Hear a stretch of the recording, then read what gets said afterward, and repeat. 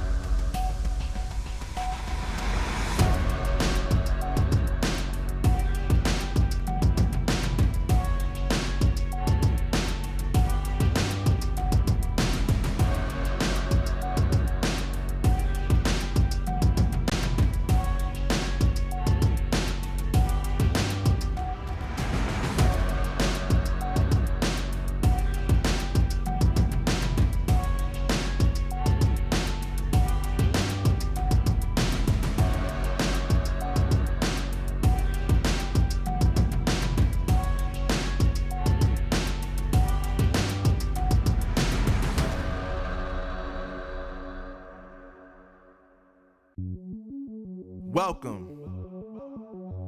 to the place where dreams come true, where everything you want can be yours, if and only if you're willing to work for them, you're willing to hurt for them, but most of all, you're willing to be first for them. Look, I'm going straight to the top. I don't know how I would stop, like it or not. I got some goals that I'm hitting. You hear what I'm spitting, it's hot. Look what I got, whole lot of passion and pain. The road to success is insane. Stay out my lane, cause I'm on a mission. I'm getting what stands in my way. Yeah, I'm a beast. I wouldn't play with me, baby. The way that I'm training is crazy, and I do it daily. You wanna talk about drive? I got more drive than Mercedes. I've never been lazy. I'm in the room, it's a red alert. You wanna compete? Well, get better first. I got 10 toes in the dirt, push through the hurt just to show them my worth. I'm the best. Yeah, I'm the best. I never stress. I know what's next. I'm who they test, like we playing chess. But I'm unimpressed, so now let me flex. Yeah, I'ma work through the struggle and hurt, cause I know my worth, and I gotta be first. Yeah, I gotta be first. Look, I don't want anyone's sympathy. I understand what is meant for me. I give my focus and energy. If it's meant to be, then it's meant to be. But mentally, I'm undefeated. They hear that and say I'm conceited, like there's no reason. Like I don't beat them and come back again just to teach them that when you work under pressure, you reach higher measures. They'll try and bring you down, but you cannot let them, and only get better and focus on cheddar. Eye on the prize and you'll become a legend. Like, when I'm in the room, it's a red alert. You wanna compete? Well, get better first. I got 10 toes in the dirt, push through the hurt just to show them my worth. I'm the best. Yeah, I'm the best. I never stress. I know what's next. I'm who they test, like we playing chess. But I'm unimpressed, so now let me flex. Yeah, I'ma work through the struggle and hurt, cause I know my worth, and I gotta be first. Yeah, I gotta be first. They don't know what's gotten into me, how'd I turn pain into energy. Through all the struggle and hurt, remember my worth, and that's why I gotta be first.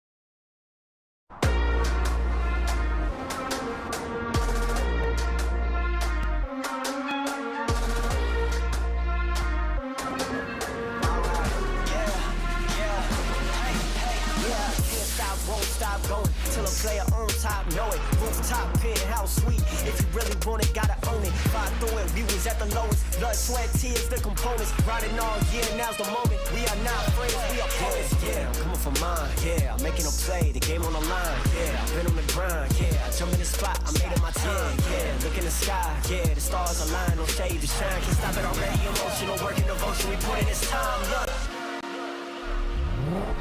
You won't stop my stride. I'll just break your line. I don't tolerate wasted time. Take us down, keep fighting.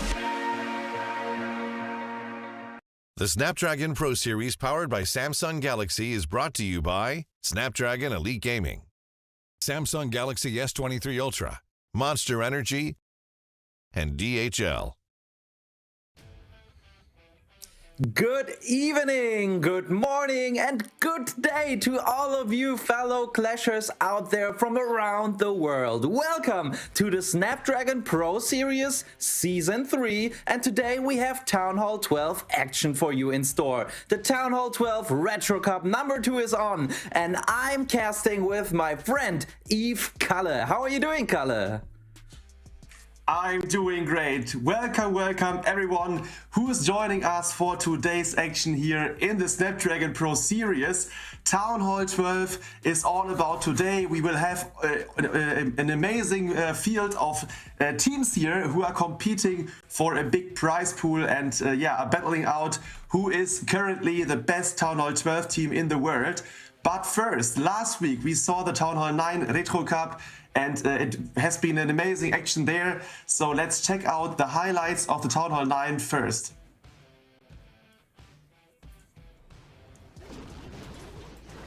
Yes, and there we go. We saw here. Okay, sorry for that. Everyone wants to comment on that. That's for sure. Yeah, you go ahead, Kalle. Let's see what we got here. Yeah, there was an attack from Team LG. They proved that they had really strong bases. It was all about, defending with their Town Hall 9 layouts. Because in the end, almost, most of the teams who went through perfected their opponents. So 15 stars were the aim to go, and we see there were some crazy overkills like from Smokey here, some crazy Lalo attacks, but we already saw there were used Packers as well, so it was a good diversity here with ground and air strategies. And in the end, I think the finals were decided with a slither of time, Maxi. Yeah, that is right. It was a very close call throughout the whole thing.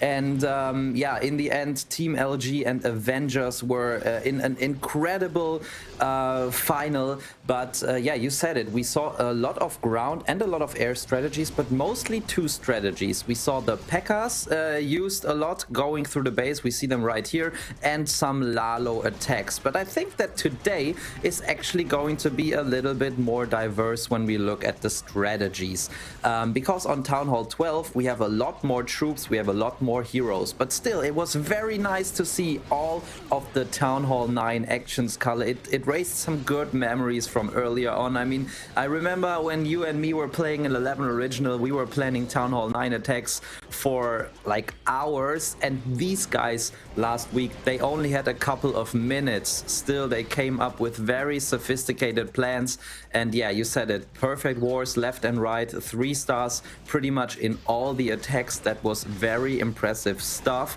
And yeah, I think we're almost finished here with the Town Hall 9 highlights. We saw the diversity. It was great to see, and that's just the final that we're seeing here. The Avengers versus Love Guru, a match that was decided by time, and there we have it, the final attack there, the final 3-star. That was a real pleasure last week. But today, Kalle, I don't think we will see as many 3-stars, right? Yeah, we had a little sneak peek on the scores of yesterday. So those 8 teams who are in this tournament today battled it out through, I think, like 3 rounds before or 4 rounds before. And we saw the last round scores. So in average, it were like 12 stars, 11 stars maybe. To remember, this is the second edition of the Town Hall 12 Retro Cup. Like 8 weeks before, there was the first edition, and in the finals, for you to remember, Bang Bang, the French team, won in the end. It was an 11-11, decided on percentage. So yeah, it is a huge discrepancy to the Town Hall 9 Cup, yes, last week.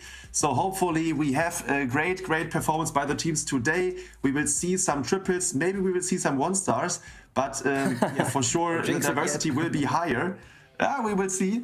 But as last week in the Retro Cup of Town Hall 9, there were the Hawks, for example, banned. This week there are bans too. The healers, the heal spell, and siege machines are banned from competition, Lexi. That's right. So we have a little twist here coming to Town Hall 12 as well. But before we dive more into it and more into the teams that we have here today, let's take a look at this Town Hall level that today is going to be all about. Good evening and welcome to our breaking news report. We have some exciting news for all Clash of Clans players out there. A new tournament is on the horizon, featuring the latest and greatest of Town Hall 12. That's right, folks, the Retro Tournament is back, and it's better than ever. Let's take a look at some of the latest updates. First up, we have the Giga Tesla. Town Hall 12 is now a defensive structure capable of self-defending. If an opponent so much as scratches the paint, the Giga Tesla will emerge. The Giga Tesla fires beams of electricity at its attackers, doing lots of damage in retaliation for ruining its pristine paint palette. The Giga Tesla will have 5 upgrade levels available, with each level increasing how many opponents the Giga Tesla can target. Once your Giga Tesla is upgraded to its 5th level, you'll unlock the Giga Tesla's final ability. The Town Hall itself turns into a massive bomb doing blast damage to surrounding opponents. Teams will now have access to the Siege Workshop. Siege machines will carry and protect the clan castle reinforcements into combat. Not only that, the Wall Wrecker can now plow through wall pieces and will hammer away at any other building along its path. Meanwhile, the Battle Blimp soars over the enemy's defenses, dropping a continuous barrage of bombs. But wait, there's more! Town Hall 12 also introduces a new troop, the Electro Dragon. Its lightning breath will strike its target and will continue along its path, chain-linking up to 5 different targets. And if that's not enough, the Tornado Trap releases a vortex, drawing all enemy troops within its range and hindering their progress.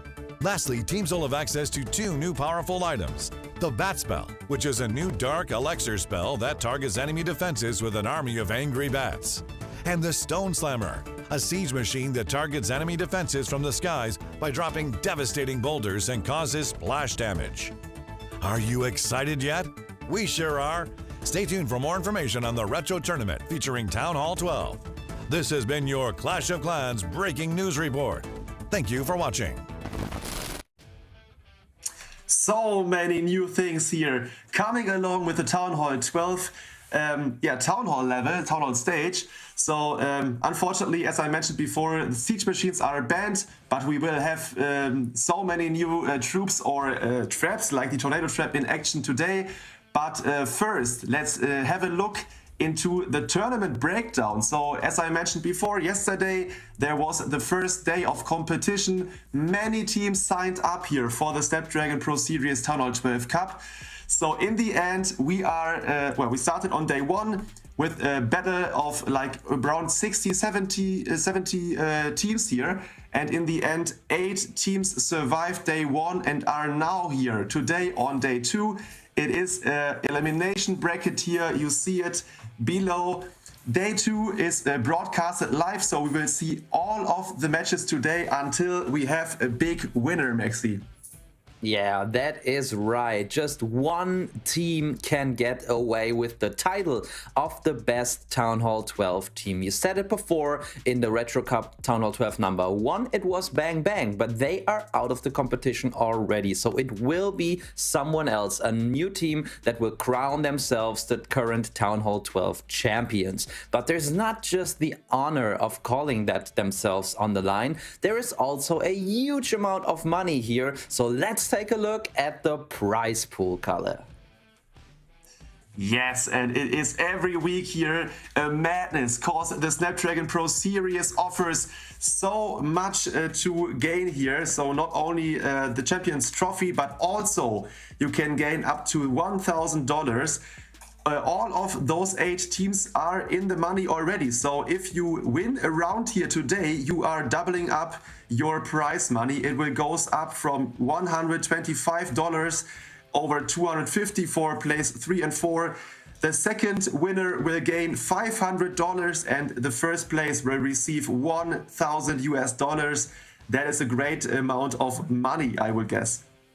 Yeah, that's absolutely right, and that's a very good way to put it from you. You basically double the amount of money with every time you win a match, because as you said before as well, we have the single elimination bracket today. So unlike some other competitions, there's no second chance. Once you lose, you're out. And those are the teams competing today. We have the bracket right here for you. For the first match will be The Exorcist against Powerhouse 12.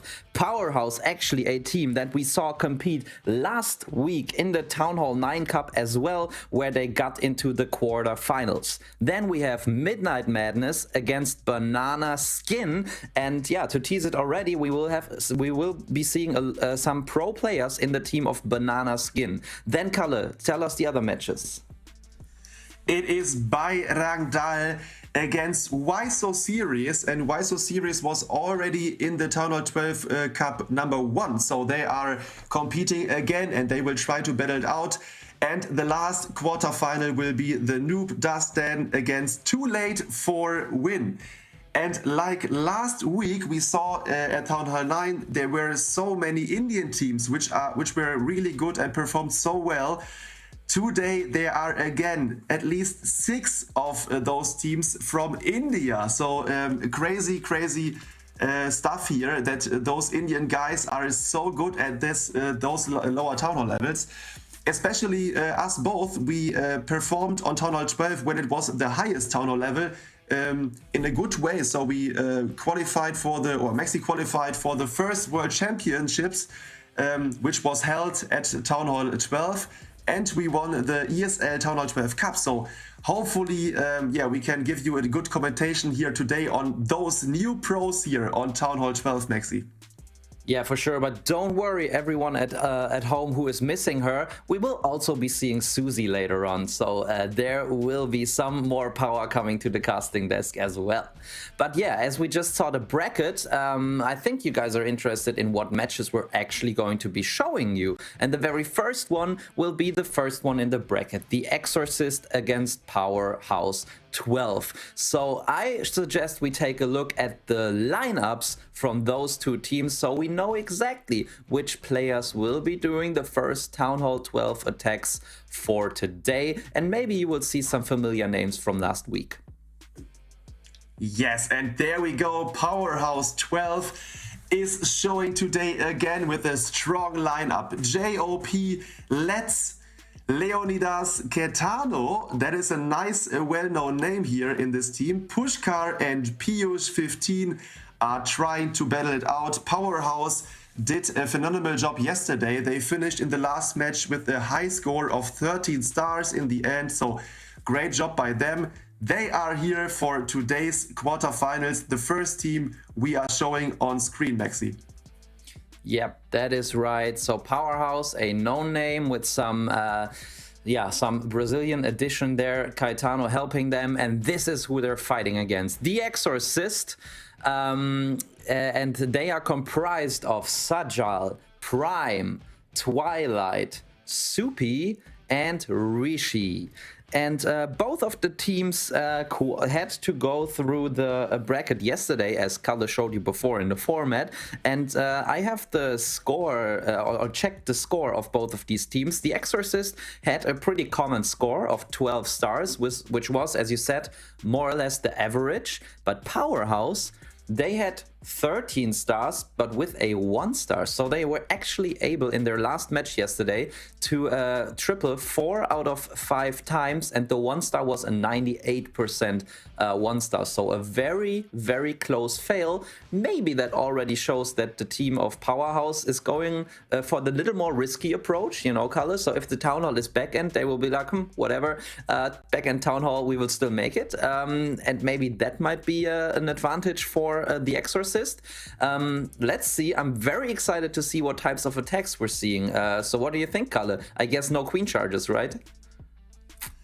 No queen charges today, unfortunately, but we still have a new troop at Town Hall 12 available. The Electro Dragon maybe is a good way to go here. But as you mentioned, yeah, for sure, it will be interesting to see which strategies offense-wise the teams will use. But also the defense is really important. As you mentioned, there were some 1-stars occurring or some low-scoring wars. So maybe the teams which prepared the best bases for today can get an advantage in the end. We will see. So the first matchup is ongoing. We will have the first attack coming soon. So maybe it's time for some predictions. So Powerhouse, as you saw on screen, have a well-known name in their lineup which is Caetano. But also the opponent has a strong way through the tournament so far. So what is your guess, Maxi? Yeah, well, also I have to go with the easy or the obvious pick. I would say Powerhouse will have the better end for themselves. But then again, when we remember last week, I think they also went into the semis with an amazing score and amazing time, or like into the quarterfinals, but then they actually lost. So they were really good, but maybe pressure got to them on the stream. Then the question is, did they improve that quality from last week to know? There are so a lot of factors that play into this, but just looking at the score, knowing Caetano, who is an amazing player, and knowing the Powerhouse guys have already competed last week, I would say that they will have the better end for them. What about you, Kalle? Okay, so yeah. As we mentioned before, there was a Town Hall 12 Cup back in 2019 or 2020, and there was an underdog winning all of the matches and in the end the tournament. So I will go with the Exorcist. But now it is finally happening. The first attack is in and we see some witch action. Oh, there's another thing which is new here for us. Last week, Town Hall 9, they didn't have super troops. But this week on Town Hall 12, they can activate super troops, and yeah, the attacker of Powerhouse is doing a zap witch attack here with super witches and super giants, Maxi. Yeah, and that is the first thing that's very interesting. Then he brought 8 zap spells and 2 earthquake spells, but he didn't quite get the air expos. So he was able to take out all the multi-infernos, or like the 2 multi-infernos backend, but didn't get the expos. I wonder if that was due to a miscalculation or if he just wanted to damage them as much as possible. Anyways, he's getting really well into the base, and I think the most important part about this is that the funnel worked very, very well here. And you see that he's got the queen in the center of the base. She's taking out the Town Hall with her ability. Remember, there is a Town Hall explosion, but Kalle, there is no Town Hall poison like on Town Hall 50. And that is quite good for him here, because he jumped into the Town Hall compartment and some witches followed. Maybe the jump spell only for the first layer jump were a bit better, but the queen died here. Unfortunately, it was sniped from the arch towers and the warden statue. But there are some big boys, and I think 2 witches, or the witches in the center of the base, is down now. It's all about, can this witch and the normal witch, the super witch and the normal witch, can get some more percentage here. Oh no, those are 2 super witches, I guess. But yeah, maybe I think they are not. Yeah, 1 regular. Yeah. Oh, she's spawning another big boy, but she's so slow here. While doing damage here to this gold storage, and the wizard tower is sniping her. That will not be a triple here in the first attack, but we need to mention that again here in this format now it is there are timed hits, so the teams need to go in after like 8 minutes or 7 minutes of planning, and yeah, that can cause some yeah, maybe more spammy attacks like this one, Maxi. That's right. Maybe someone in chat does know if the Town Hall 9 lightning spell that we saw here is the max level for Town Hall 12. I do think so, prima facie, but I'm not 100% sure. There we can see it, level 9. If there's a level 10 available, then maybe he could have activated a potion or something, but maybe it was, as I said initially, just, yeah, he wanted just to get the expos down as much as possible. And Lee Lodin actually says in chat that there are not enough spells for expos in Town Hall 12, so at least not for 2 of them. So I guess IP King 007 just went for the damage on the expos. In the end, Kalle, it was not enough. Just one witch on the outside survived. The rest from the core was unfortunately taken down, and we have the first 2-star with 79%. But with that being the first attack of the war, anything can still happen. Yes, that is correct. And we saw the first base of today's competition, and it was an anti-2 styled base. So if I remember correctly, last time to the Town Hall 12 Cup first edition, there were some variations. So some teams relied on those anti-2 star bases, but some other teams prefer some anti-3 bases. So we will need to check out the next attack of the Exorcist to see how Powerhouse prepared today, or which layouts they are yeah, playing in this competition.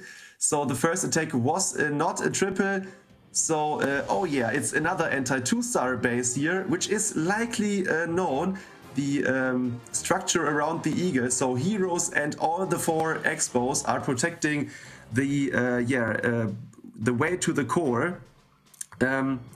So yeah, I hope he is not disconnecting right now. Optimus Prime will be the first attacker here for the Exorcist, and he is again zapping away some buildings here. 2 Inferno towers are gone, hopefully. Oh, he's a bit struggling with his Wi-Fi, I guess, Maxi. Yeah, it sure looks like it.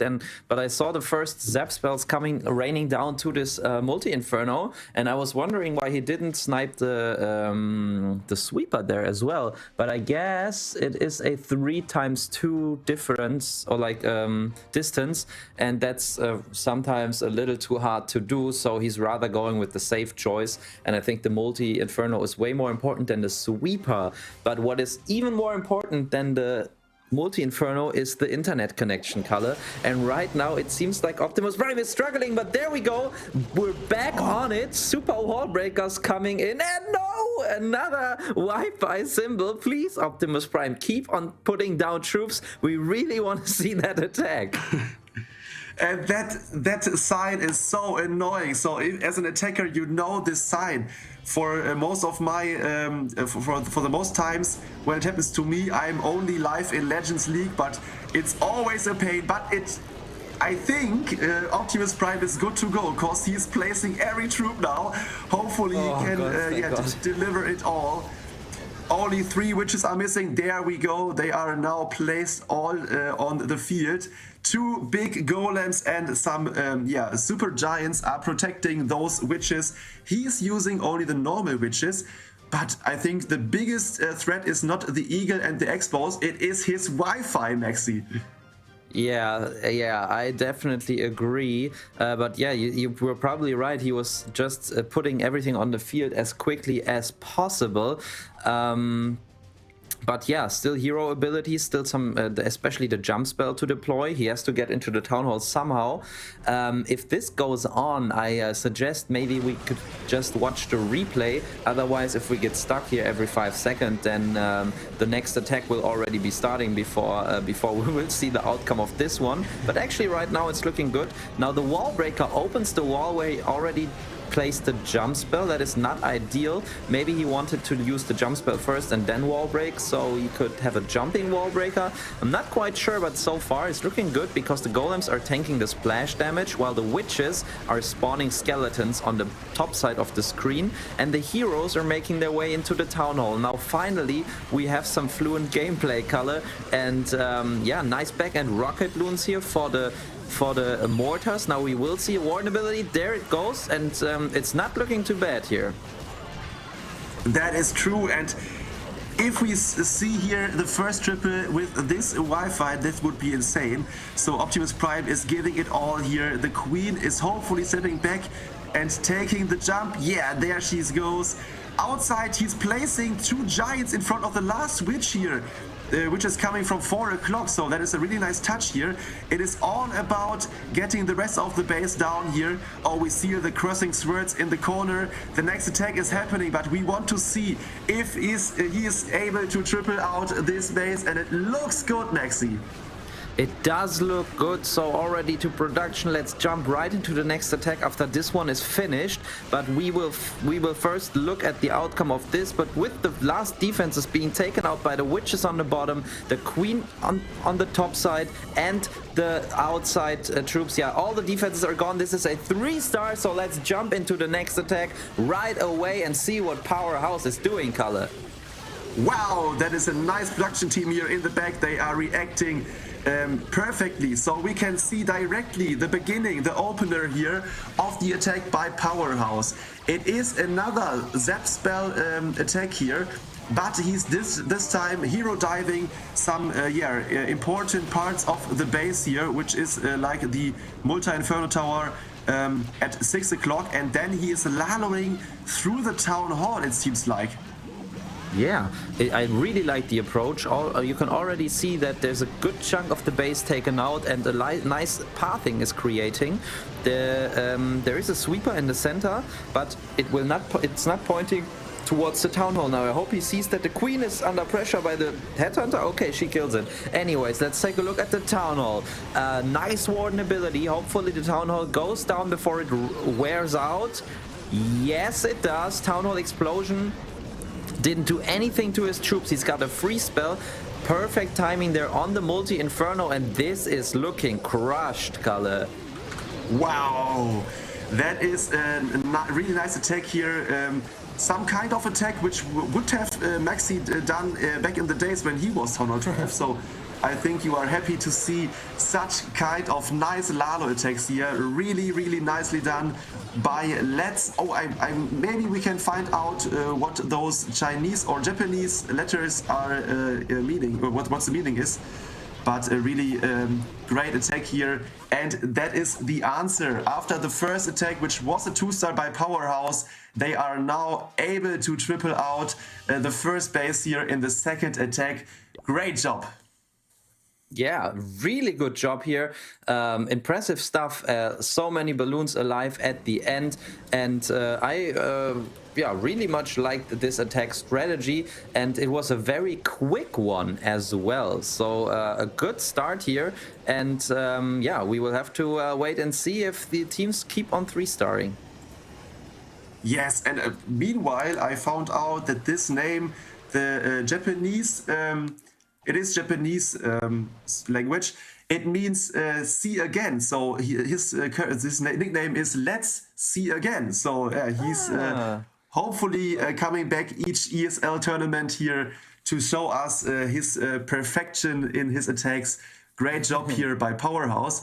So now the Exorcist, they tripled in the first attack with a mass witch attack. Maybe they can go back to back with another triple. Meanwhile, we can spoiler you, there are 2 matches ongoing at the same time in the background. Because we have 4 quarterfinals at the moment. We will show you 2 of them. So this is the first one. After that, we will show you a second one. But the other 4 teams are performing right now, and it is tied up in both of the matches with 5-5 after 4 attacks. So yeah, we see there is maybe like a 50% hit rate at the moment. This match is a bit outstanding because we saw 2 triples out of 3 attacks. And now it's all about if the second attacker of the Exorcist can triple again. That is right. So things are getting closer and closer between the teams. We have Ram Bakt Rahul, and he is coming in with the Electro Dragons that you talked about, Kalle. And I really like that you were able to find out that quickly what the name here actually meant. And it seems like it's something like goodbye, you know. Let's see again. To me, that seems like the same thing, just in Japanese. So very interesting here, but he's very patient with his approach. He's going into the town hall just to take this out and out of the way, so he doesn't have to deal with the town hall explosion. Oh, unfortunately, the headhunter here lured out the CC, so he had to react there. So his king would be able to take out the town hall. There's no Phoenix on the king. No Phoenix. Come on, king. Whoa, last punch. And before he died, he got the town hall down. Nice job at the same time dealing with the clan castle troops and putting a couple of zap spells into the core of the base. I think that was just to take out a sweeper, and now the queen will be funneling the electro dragons in. I think I don't really know what he's doing, Kala. I thought he was sending all the electro dragons now, but it seems like there was just one and he will send the others somewhere else. Yes, and he sniped with this electro chains here, the Rage Electro Dragon chains. He sniped one air defense as well as most of the Teslas there. So that was a really nice touch after he exploited these Teslas there. So really nice touch here by Rambakt Raoul. So now he's all in with his with the rest of the E-Dragons here, and the push is looking strong. 2 E-Dragons are raged up here to get down the Core, Expo and the Multi-Inferno. There are some air skeletons, but those E-Dragons are lightning spells throwing and overpowering this base. It is looking decent, Maxi. What would you guess? Yeah, beautiful chains there. Unfortunately, the back-end Multi-Inferno has barely some life left and is still alive because the dying E-Dragon actually took out the Dark Elixir storage where the other E-Drag could have chained over. It's getting closer and closer, Kala. Unfortunately, the Queen, being distracted by the Skellies, cannot take out the back-end Archer Tower. And now it's really comes down to these 2 Electro Dragons, the Warden and the Timer, because just 30 seconds. Okay, luckily the Electro Dragons split up at least. Now they get back together. One going to the Multi-Inferno. Let's hope it does get a chain off. That could help him get through the back end. Yes, it does. But still the Timer, Color, it is so close. It is so close, and I don't think that the Warden and the last E-Dragon can finish it off here. Oh, no, Black Mine! Wow. And it is not a tie fail, it is a fail. Whoa, the Warden got sniped here by a Black Mine in the end. But it would not have been enough here with the time. That is unfortunate. So in the end, maybe the last E-Dragon which died nearby the Multi-Inferno first, we see them there in the core. If this E-Dragon would have survived and the Queen would not have been distracted by a ground skeleton trap here nearby the Tesla farm, it would have been a 3-star. But in the end, it is a 97% 2-star, which is bringing them the lead here on percentage. So nothing weird for them. So yeah, let's check out what the next attacker has in store for us, Maxi. Yeah, and I really like this attack because it was Electro Dragons, but still it was a very sophisticated attempt. He really dissected the base and chose some troop combinations for each section of the base. Good job here. Now let's take a look at Leonidas. He already used the lightning spells. It seems like the lightning spells are actually a very, very popular spell here at Town Hall 12. Now it's sniping some outside buildings just to funnel in the king and queen, but they are tanked for by a golem. Very nicely done here. Now they run into the enemy queen. That is some good value color, but also there is the Eagle Artillery. That is some amazing value as well. And look at the second wall breaker opening up all the way to the Multi-Inferno. And if the king could go back and tank for the queen or the golem, something that would be amazing, and he will get incredible value there with his heroes. That is correct. Oh, a big dragon comes out of the CC. A super dragon is used as a defensive troop here, and I think it is surviving. So now Leonidas has some trouble, and he's look at the sweepers. They are pointing in the direction of the town hall, so he's starting far side from the town hall. Hopefully the queen in combination with the poison can deal with the king as soon as possible and then cover the super dragon. No, the super dragon is bursting down the queen. He's freezing up the super dragon. Is she able to get it? Yes! Oh my god, that was a close one. A nice freeze here on top of the town hall and the multi-inferno. Now the loon group is split up and there is a tornado trap. And the ward ability the ward was too far behind, and he's not covering any of those loons. Now he's sending in another group here. He still got 6 loons in the back, so he needs to freeze and rage them up. Oh, that is not ideal here for Leonidas. No, it was looking so good, but luckily he does have the 2 spells left. Let's hope they are enough to take out the town hall. Come on, Loons. Just 2 of them go to the town hall. 3 of them. Come on, Loons. No! Oh no! Oh no. That is so heartbreaking. Oh my god, it is not he's not getting the town hall, and it is a 1 star Maybe by Leonidas. maybe. There are 4 loons coming in. Maybe if they don't get taken out and 1 drops onto the town hall, he will get it. I don't think that they will get it. Quick it is. Oh my god. No. Oh, loons. No. Oh, loons. No. No. No. It is not enough. Oh my god. He was so patient with those last loons, but in the end, the warden was standing or was behind the loon group, so he couldn't push the ability in time, and that causes him 1 star here, Maxi. Yeah, that is so unlucky there. I mean, it was so close with the 2 balloons that he did have. I mean, I think the warden didn't really follow, maybe because of the queen. Actually, it did follow. The ability? And then tornado. Yeah, he was just at this point the warden didn't know where to go, and because the loon split up, then he had the hound, which is 30 troop space, and so the warden didn't really follow, and then he just was a little bit too slow in pushing the warden ability, because it took him a bit to realize that the loons are moving out of the warden aura. And yeah, I mean, there were just some very unlucky circumstances there. But now I wonder what the Exorcist is going to do. I mean, as we saw before, there are a lot of bases here with centralized town halls, so 1 stars can happen for both of the teams, and even going for save 2 stars will not be enough at this point of the match. So I think the Exorcist still has to go for all, or like go for the best possible outcome, give it their all, and show the GOAT is coming in with the Super Dragons.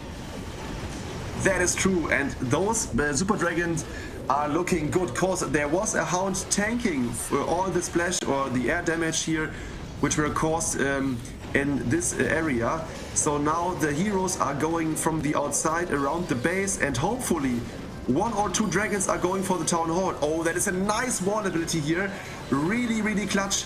And look at this poison value here. The queen is inside and the CC troops are inside, so hopefully they can survive the core and get maybe the warden down. Yes, they can. This is looking good, Maxi. Yeah, I'm not that sure, because he doesn't have the king ability. Queen is already being targeted, and there's just 1 super dragon alive. And you know, on Town Hall 15 it would look good with a Royal Champion backend or something, but remember guys, this is Town Hall 12, so all of this stuff you do not have. And Kalle, I think you were right, he pushed a really nice warden ability, because a lot of dragons were caught in the warden ability, but the warden ability ran out before the Town Hall was taken down, and that means that the Town Hall destruction damage actually hit all of the super dragons. And I think that is why they didn't get the push after the Town Hall takedown that Show the GOAT wanted, and that is maybe due to the fact that these players are used to Town Hall 15, where the Warden ability takes a lot longer, because the Warden has a higher level.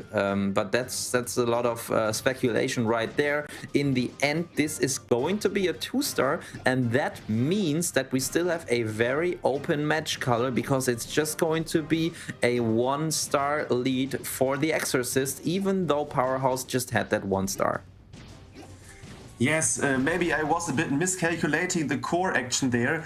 So when those dragons pushed nearby the town hall, they got lured by the enemy queen and the CC troops. But as long as those super dragons deals splash damage, they will also affect the town hall, although they are focusing on the hero or those troops. We can see it here, and I think, yeah, I thought that those super dragons will take down the town hall a bit quicker, as they did in the end. And yeah, you were right. Now at least 2 or 3 of those dragons were hurt by the Giga Bomb here. And in the end, it was a nice attempt here, but it was not enough. Yeah, but it was an anti-2-star base, and he got the 2-star. So it is a good thing here after the 1-star of Powerhouse, Maxi. That's right. I mean, they maintain their lead. You can see the stats right here below us, and they do not only have a 1-star lead, they also have a huge percentage advantage at this point. So even if Powerhouse was able to get a couple of 3 stars in, and the Exorcist would just go for 2 stars for now, they would still also have to get over this percentage gap. So I really like this situation, actually, because Powerhouse really have to go maybe a little bit risky than they intend to, and the Exorcist, they really have to react on whether Powerhouse can 3-star or not. And yeah, as we talked about before, these bases are actually, yeah, for me they were a little bit surprising here, because I'm somehow used to Town Hall or to anti-3-star bases on Town Hall 12. But I mean, it makes sense. We said it, the scores were like 11-12 stars most of the time, so if you could defend to 1-1-star even, then you have a very good chance. But for now, Kalle, this is crazy. Wow. You have a Skelly Donut here and 14 witches from Ancient King. That is insane. And yeah, we spoke about new things at Town Hall 12. The bat spell is new as well, and he is using it right now, and it works. So he took down 2 Multi-Infernos and the Clan Castle. That is crazy. And he still got a jump spell, 1 rage, and a free spell for his push. So now he's deploying 3 big golems in front of the witches and is now entering the base. Hopefully he can break the inner circle with his wall breaker and then jump into the core, Maxi. Yeah, the wall break was just successfully done. I mean, he activated the Town Hall with the Earthquake, but it doesn't matter. It's actually good because percentage would probably be at 50 when he gets there anyways. So this way, he already did some damage on the Town Hall. And I really liked how he was able to snipe not just the Clan Castle, but 2 multi-Infernos there. And I think he will use the Queen ability in just a second to take out this Town Hall as quickly as possible. And then it's just really all about the splash damage. Town Hall will be taken out now. The multi-Infernos are gone, Kalle, and it's just 1 Wizard Tower basically. And look at this huge pack of witches there on the top side and on the bottom side. This is looking so strong, Kalle. I think there's no doubt that Ancient King is going to get a 3-star here. Wow, I think there is not he didn't lost any of his witches. So if you count them 1, 2, 3 on the right side, 4, 5, 6, 1 on the wall, 7, and in the top at the top are 5 witches, I guess. There is still 1 big golem tanking, so this base is completely crushed. This skeleton bat spell donut here proved his existence here. So in the end, taking down 2 multi-infernos and the 3rd multi-inferno with the queen was totally OP here for Ancient King, and this is a crushing triple of this anti-2 style base.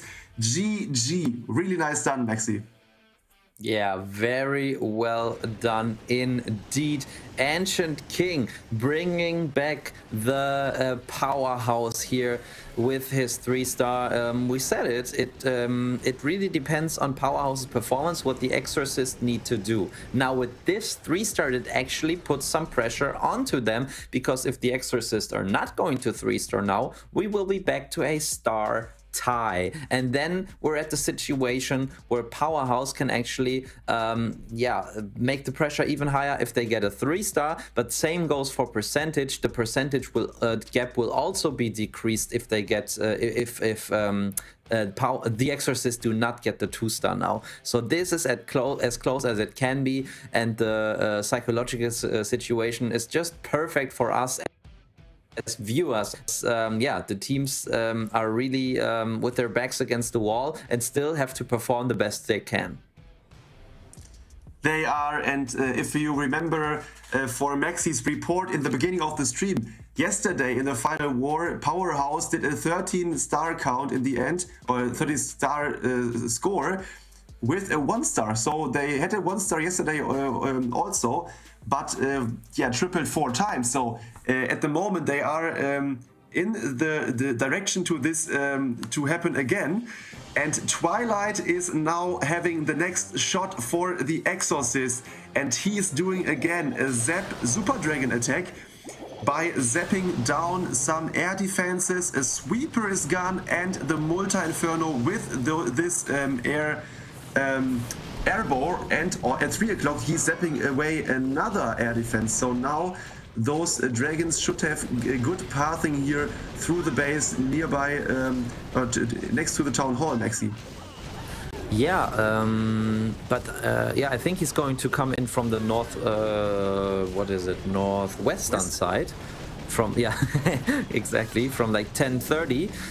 The hero's doing a good job funneling here, but also at the right side, he's trying to get some value there with his balloons and the baby dragon. Good stuff there, taking out so many air targeting defenses there. Now there's an Ice Hound coming out of the clan castle, which the queen would have to deal with, but she's going to the wrong side anyways, has to pop the ability early on, so no additional value of the queen behind his king. So it really comes down to all of the Super Dragons to take care of the back end of the base. I don't think that he will get this, Kalle. Now, at least the Warden ability protects the dragons through the Town Hall takedown, but he's got this air defense at the back end of the base, and the Queen was actually caught in the Warden ability, went to the Ice Hound, nice deployment of the Poison spell, but also 2 Super Dragons shooting away at that Ice Hound.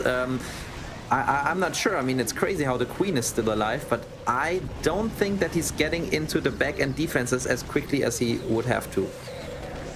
Yes, and I think the Queen was intended to go to the 6 o'clock side to take down the Warden and the air defense. And in the end, those buildings are left standing. Unfortunately, he lured the Ice Hound a bit early, so the Queen would have been stuck on this Ice Hound before taking down the air defense. But in the end, it is really close here. So it was a nice try by Twilight. In the end, it will not be enough here. But a good percentage. And as we spoke about, they have the percentage lead after a 2-star in this attack for sure. But it is all about the last attack now. And the Powerhouse is in their neck, Maxi. I mean, Twilight still got many percentage points. In fact, he will finish at 98%, so that means that the percentage gap is not really much smaller. Or has not gotten a lot smaller, but the stars are now equalized, so anything can happen with these last 2 attacks that the teams are going to show us. And but first, I mean, the ball is in a Powerhouse's corner, and I feel like there's already a little pressure. Second, no. It's actually a 97%.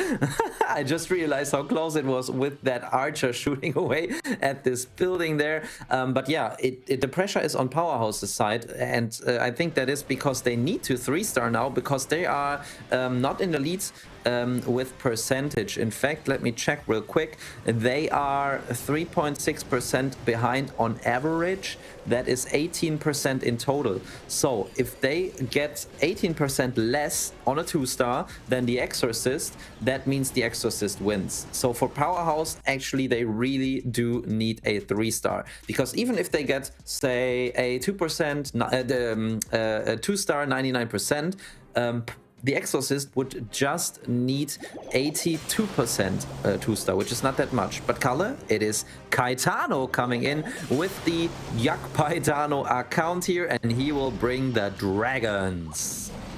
Yes, and this base looks incredible. So many dead zones here created by those walls. And yeah, he's trying to get through the core of the base. I guess he's funneling at 3 and 6 o'clock and maybe is going directly into the Multi-Inferno airbows, the Queen and the CC. So at this point we know already that in the end the Eagle Artillery will be behind or will be one of the last buildings to get. So this is always a pain for that kind of an attacks here. So now we need to check out whether those Dragon Push can go through or is dying before getting nearby the Town Hall, Maxi. Yeah, he's very. First of all, he was very patient. Then I like how he dissected this base as well, and I really like the hero part there for the back end. But then the Teslas, I think, are catching him a little bit off guard now. I really like how he's delaying the Warden ability. There it goes. Let's hope he gets the Town Hall down in time. Yes, so many raged up dragons, and now it's actually really good for the dragons that they can just path to the outside. And I think this is looking great. The Eagle Artillery taken out by the King. There are many dragons alive. The Queen with her ability, the King tanking for her, and there's no defenses left. I think Caetano has done it for Powerhouse, and the pressure will be on the Exorcist. That is insane. What a nice attack here. I thought in the beginning that it could be a bit too much damage here for the dragons in the first part of the attack, but he proved me wrong. In the end, the sweepers helped him to protect his dragons from the Gigabob explosion. So in the end, yeah, he was able to triple this base in style. GG to Caetano. Powerhouse is back, and yeah, they did it like yesterday. They had one star, but the other 4 attacks were triples, and in the end they are having are they with 13 stars now? Almost 12 stars then. They have 12 stars because they just had this one. The first hit was actually a 2-star as well, the with the super witches. That is true. Okay, so now they are at 12 stars. So yeah, on the right side you see before both teams had 9 stars. Percentage lead for the Exorcist. Now the Powerhouse tripled and the Exorcist needs to triple too. So the last attacker got some really difficult pressure to deal with now, Maxi. Yeah, absolutely. And I think that is really nice for us as viewers, though, because we don't have to do complicated calculating. It's actually just if they get a 3-star, they win. If they don't, they lose. So no percentage points. So they really have to go all in. And that is a situation where it doesn't matter if you get a 1-star or a 2-star, you know. A 3-star is the only thing that gets you the victory. So you could go for a risky approach as well, because the getting the 2nd star actually does not make the difference. It's just about getting to the 3rd star. So I'm really excited to see what they will bring. Maybe some more witches. We've seen a lot of witches from the Exorcist, I think, two attacks at least were with the witches. Or maybe their last attacker does a more complicated attack like a Lalo, because we know that whoever attacks last has the longest time to plan for their attack. And color, it's a super dragon attack. Oh, and he's relying only on 3 Zap spells here, so he has more power to support with spells his Dragon Push.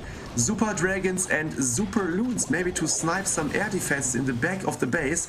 There we go, he's zapping away, to create a funnel maybe. The hero dive is really early, so he's letting them die for some value inside of the base. And there we go, there are the dragons coming from 12. There are some super loons sniping the air defense. That is nice.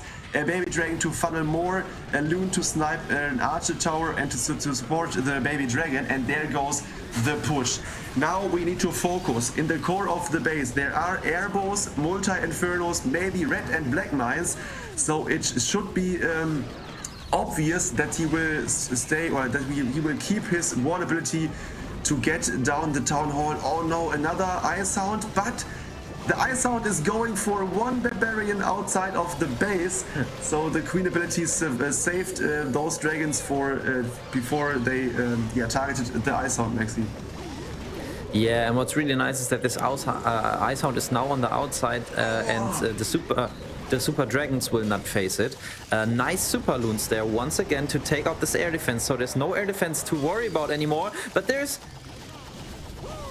no more super dragons. I mean, just one of them. Maybe he has to send a super loon now towards this archer tower to make sure about... Oh, Kalle, I don't think this is looking good. He actually sends them towards the Eagle Artillery and the Tesla there, but Rushman is running out of troops quickly, and I think Powerhouse have actually done this with Caetano's 3-star. They put the pressure on the melting point, and Rushman was not able to withstand it, or maybe it was the plan, because actually I think the execution was amazing at the start and the dissecting of the base as well. But the traps in the core right after the town hall was taken out, the red mines, the air skellies, I think that's what changed this attack, and cost Rushman a lot of super dragons. And yeah, they will finish with a 2-star with 11 stars in total, and that means the Exorcists do not get it done. Powerhouse is the winner of the first semi-final. That is crazy. It was a nice plan, but as I mentioned, in the core of the base there was so much space for traps. And there were some Teslas as well, air skeletons popping up, black mines, red mines. For sure, his ward ability covered so much damage there, but after it, the ability end, there was too much left standing, and the dragons got taken down so quickly. So that was unfortunate. He had pressure and he couldn't deliver in the end the triple for his team. So one thing we can surely recognize here, Powerhouse, although they had a 1-star, they didn't give up, and in the end, they finished with triples this war and got the victory, Maxi. Yeah, a very nice performance there, and we also saw that the defense does matter in this because we saw a lot of anti-2-star bases, and I think sometimes it's just very hard to find an approach other than some kind of dragons that get to the center of the base. The main reason is, remember guys, sieges are banned, so you don't have a blimp that you can send to the core, a safe blimp. You don't have a wall wrecker you can send behind your heroes, and you also do not have a log launcher that can open walls all the way through the core. So I think it's really all about the funneling and getting troops into the core, and I think that is done best with the witches or with the dragons that we see here. But yeah, a great first war, just 4 3-stars I think in total, and yeah, as a little spoiler, we've seen some amazing scores in the other matches as well, Kalle. Yes, maybe I can have a look here on the scoreboard. The Noob Does Den, one team which performed really well, scored 14 stars, so 4 triples out of 5 attacks. The opponent too late for win, only 10 stars, so they are out of competition already. But the Noob Does Den is another team for the semi-finals to watch out. And in the second match, which was off stream, it was Bayrang Dal who won with 12 stars over Why So Serious, who scored 11 stars. So we have our first semi-final already we know which teams are in the first semi-finals. It will be the Noob Does Den against Bayrang Dal. Maybe we can show you the bracket here on screen in a second. So yeah, as we saw it, Powerhouse came back in this match here and are in the semi-finals. In the lower part of the bracket, there is Bayrang Dal winning over Why So Serious, and the Noob Does Den with 14 stars winning their quarterfinals over Too Late for Win. And those semi-finals will come, or we will show you after the next quarterfinal. You saw it here on the screen. It is Midnight Madness against Banana Skin, and there are some more crazy names in this team. So I hope you are ready for some more Town Hall 12 action, and we are back after a short break. Get some water and refresh.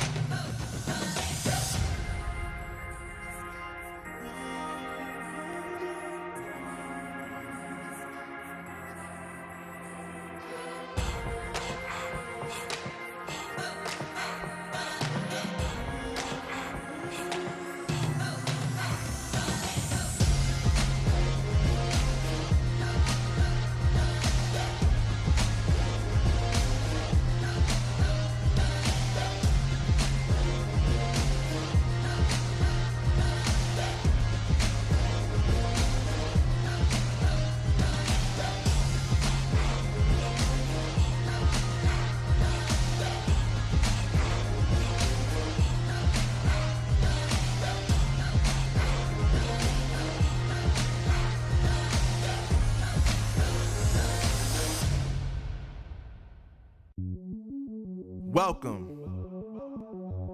to the place where dreams come true, where everything you want can be yours, if and only if you're willing to work for them, you're willing to hurt for them, but most of all... We are back after a short break with the last quarterfinals for you now on stream here, and I am joined by Susie. Welcome, Susie. How are you doing? Thank you very much, Kali. It's amazing to be back, and you guys actually have a really fun match. As we can see in the bracket, Powerhouse made it. I am nicely surprised by them because they hit another 1-star, and the recover after 1-star is still amazing. Like, actually incredible job. So Powerhouse is already waiting in the semi-final as we have the other two teams, but our main focus right now will be about match between Banana Skin versus Midnight Madness. We have some amazing players in this team, Kali. Yes, Banana Skin, one of this, the players there is one of my good colleagues here from Germany, so Troja is in this match as well. So we can expect some crazy action here from both of those teams in this quarterfinals. So we can have a look maybe in the lineups. Yeah, there we go. Midnight Madness is the first competitor here, and the team is lined up with Venge, SVS 3376, Birdo, Panda, Tex, and Luis 38. That's amazing lineup here. As you were saying, yes, we have some names which we can recognize, especially in the banana skin. We have Hades, Troya, Soham, Nayarome, and Demi. So we could actually see these players playing on Town Hall 15. They're from a kind of one team created from different teams, and I'm very excited about this one. When I checked their past, like how they did in the previous round, actually both teams were able to hit 12 stars. Midnight Madness actually have higher percentage lead here, so I think so it should be very close. But Town Hall 12, we have some special rules as well, but looks like we are already live, Kali. Oh, and we are in with another skeleton donut here. The first invis was not ideal cause he make the CC invisible, and the first one did also make the Inferno invisible, but now he's proving that he can do it right. But the clan castle is still standing. Only the multi-Inferno went down and one Tesla, I think, and a cannon. So now he's he needs to find a plan to kill the enemy CC troops when they are attacking air. So yeah, he's doing, after his hero dive for the Town Hall, a Lalo attack, and that could be interesting here, how he will deal with this CC troops. Oh no, the king is held back from the tornado tap here to kill the Town Hall, but he's opening the wall for the queen, and the queen is stepping in to get the Town Hall. What do you think? Which CC troops will Banana Skin use, Susie?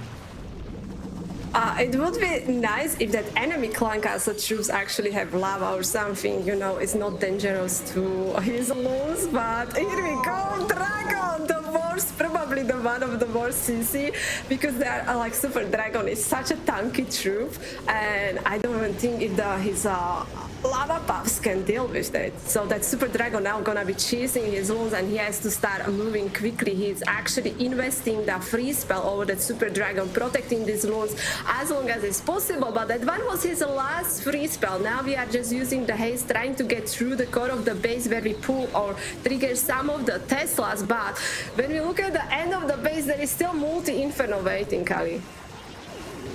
Yes, and the Super Dragon, although he had so many pups trying to kill it, it is finally surviving the attack here. That is heartbreaking. So yeah, it's always, when you're doing some skeleton donuts, it's always if you do it correct, it can be OP, but if you are not getting the value you need, especially the CC, then it can cause so much trouble. And yeah, Tex unfortunately fell short now against this Super Dragon here with his Lalo attack. But I think if he would have killed the CC with his skeletons, it could have get more potential here in the end to triple, because yeah, he, as you mentioned, he invested so many free spells to get down the Super Dragon, and it is still up here in the end, Susie. Yeah, exactly. Like if you had that free spell, like even especially on that multi-inferno at the end, I would say it is 3-star. But it is a risk when you are doing this kind of strategy. Even one time you're gonna make the building invisible, which you are aiming for, is kind of hard to recover and still get the building down. Sadly, that was the worst scenario for him, because the Super Dragon, as you can see, still staying flying around, and oh, finally that minion got it, but way too late. So very nice try. It will be I actually thinking, what do you think is the best percent on Town Hall 12 here? Are we still gonna be trying to look something near to the 90% where we can say, yeah, that one is decent percent? I don't know, 75 feels like it is a big defense here for Banana Skin. Yes, a big defense in the first defense here, in the first hit of Midnight Madness. It is in the end a 77% 2-star, so yeah, we saw in the match before that those 2-stars were over 90%. So yeah, this is not ideal here for Midnight Madness, but Troya is already in for Banana Skin, and he's also using Zap spells in combination with Super Dragons. An E-Dragon here to funnel the 9 o'clock side, a baby dragon to get more funneling done, and those super dragons are pushing through the core of the base for the town hall, and the eagle in the beginning, Susie. Yeah, very nice actually funnel here, like using that one E-Dragon, trying to get the chain so that way the super dragons are staying inside in the base. But Town Hall 12 we have the ban, right? We are not using the siege machine, so this kind of bases when you have the town hall in the middle is a little bit scary, because as you can see right now this dragon's flying around and someone needs to go for the town hall. He's already using the heroes on the north side where we are pulling some of the Teslas, using the king ability. Queen should go in. We have two dragons fighting the enemy hero. They are able to take down the multi-inferno, but are they gonna have enough strength to take down the town hall? Oh, tornado! Also a tornado next to the town hall, and it is still up. Now he needs to be patient. Hopefully those dragons, yeah, they are going for the town hall, I guess. Yes! This is a nice split, Susie, and they are getting down the town hall. The warden aura will, or the warden ability is now protecting them, and he's already over those 77%. Which Midnight Madness performed in the first hit. So that was a bit hard attacking here, but Troja in the end kept cool and got the job done here, Susie. Yeah, and this is the beauty of this kind of bases, you know. I think so it is perfect a sense that these teams are using the bases with the, you know, town hall being in the middle, because we almost could solve the 1-star. There was a really lucky split that the dragons decided to go for the town hall. But even when we look at the previous rounds between the teams, there was actually many 1-stars, and I'm sure that all the bases which got that 1-star were these anti-2 bases. But yeah, both teams now with the 2-stars, so that means that is anyone game. Right now you are watching a quarterfinal, which is single elimination match, so only one of these teams can advance to the semi-final. Town Hall 12 for me was very special that way, because it is first time the Town Hall actually defending self, right? So we have that explosion. That is also why we are need to kind of save usually the warden ability for the troops which are flying or trying to take down the town hall. If you are not aiming for like the, we cannot really say queen charge because we are not allowed to use the healers, but if you are not trying to take down the town hall with the heroes here, right, Kali? Yeah, that is true. And for the viewers who are joining us currently, Town Hall 12 Cup, Retro Cup, we have some banned troops, as Susie mentioned. So the healers are banned, the heal spell is banned, and the siege machines are also banned. So yeah, you saw before so many anti-2-star bases where the town hall was centralized in the core of the base. So yeah, the base builders of those teams are trying to yeah, to get some 1-star defenses here maybe. So yeah, Troja was on his way to ruin this attack, but in the end, 2 super dragons survived in the core and got him the 2nd star. And this was important here because now they are leading on percentage. And now Midnight Madness, hopefully they can get another or at least a better percentage hit in than the first one to get some touch here with those percentage by Troja. And oh yeah, there we go. It is Venge OP who's going in. And yeah, it is for some reason those teams are relying so much on those lightning spells here. He brought 3 earthquakes with him now, so we need to check out where he will use those earthquakes. So zapping away 1 sweeper who's pointing in the direction of the town hall. First earthquake, okay. 2nd earthquake for Queen and air defense on the right side, maybe? Ah, no, he's zapping away the upper air defense. Okay, so really patient here from these teams here. Hopefully he can do it better than Troja now. He actually zapped 3 air defense, so we are down to the 1 air defense. With the dragons, like the multi-infernos are less threat. Like especially you don't really want to send the dragons when the base has like 3 single infernos, but who is running the 3 single infernos, right? So yeah, I like what he is doing, but he investing a lot of spells. Right now he's down to only 1 raid spell, so we'll see how that will go. Like he's starting with the dragons from the south side, so he can reach the town hall pretty quickly. We're also pulling the enemy clan castle troops here. This is very interesting design. Like we have 3 multi-infernos in the core of the base. There's like kind of that base around them. So I am really curious how these dragons will be flying. But I really like what he's doing with the king on the north side. Like he's trying to push for the eagle, like taking down the eagle dead early. It's also protecting your troops from that whole damage. But the king is dying just before taking down the eagle, so there were some skeletons who distracted him, and now the eagle is shooting all the time onto those super dragons. So the first super dragon in the core is down now. On the left side, the warden is supporting 2 or 3 dragons. 3, no, 2. There are 2 dragons, and 2 airbows and 2 art towers are on top, surrounding the eagle. So I think he will not be able to triple this base here. What a pity. There were some ground skeletons protecting this king dive here for the eagle, and in the end it is a better percentage than the first hitter of Midnight Madness, but it's not a triple, Susie. No, it's not, Lusa. We will be seeing another defense here. And that's actually gonna give opportunity for the Bananas King to not just have the percentage lead, but if they can hit a triple, they can actually have a 1-star lead here. Looks like it is like favorite strategy which we are seeing so far are the lighting spells, which they are in like investing on this air defense, or they're going for the multi-inferno. But you can see this base was designed to kind of, you know, like he was trying to take down the eagle, but how you say, they were skellies and they kind of ruined it for him. I think so. There was also the tornado trap there. Dragons, I think they did well, but it's very hard when they split in the middle compartment and they didn't have like go all together for the same target, and you know the damage split as well. Yes, and maybe those teams are now thinking about switching maybe from air attacks to ground attacks, because we saw so many air skeletons in the first attacks of this war.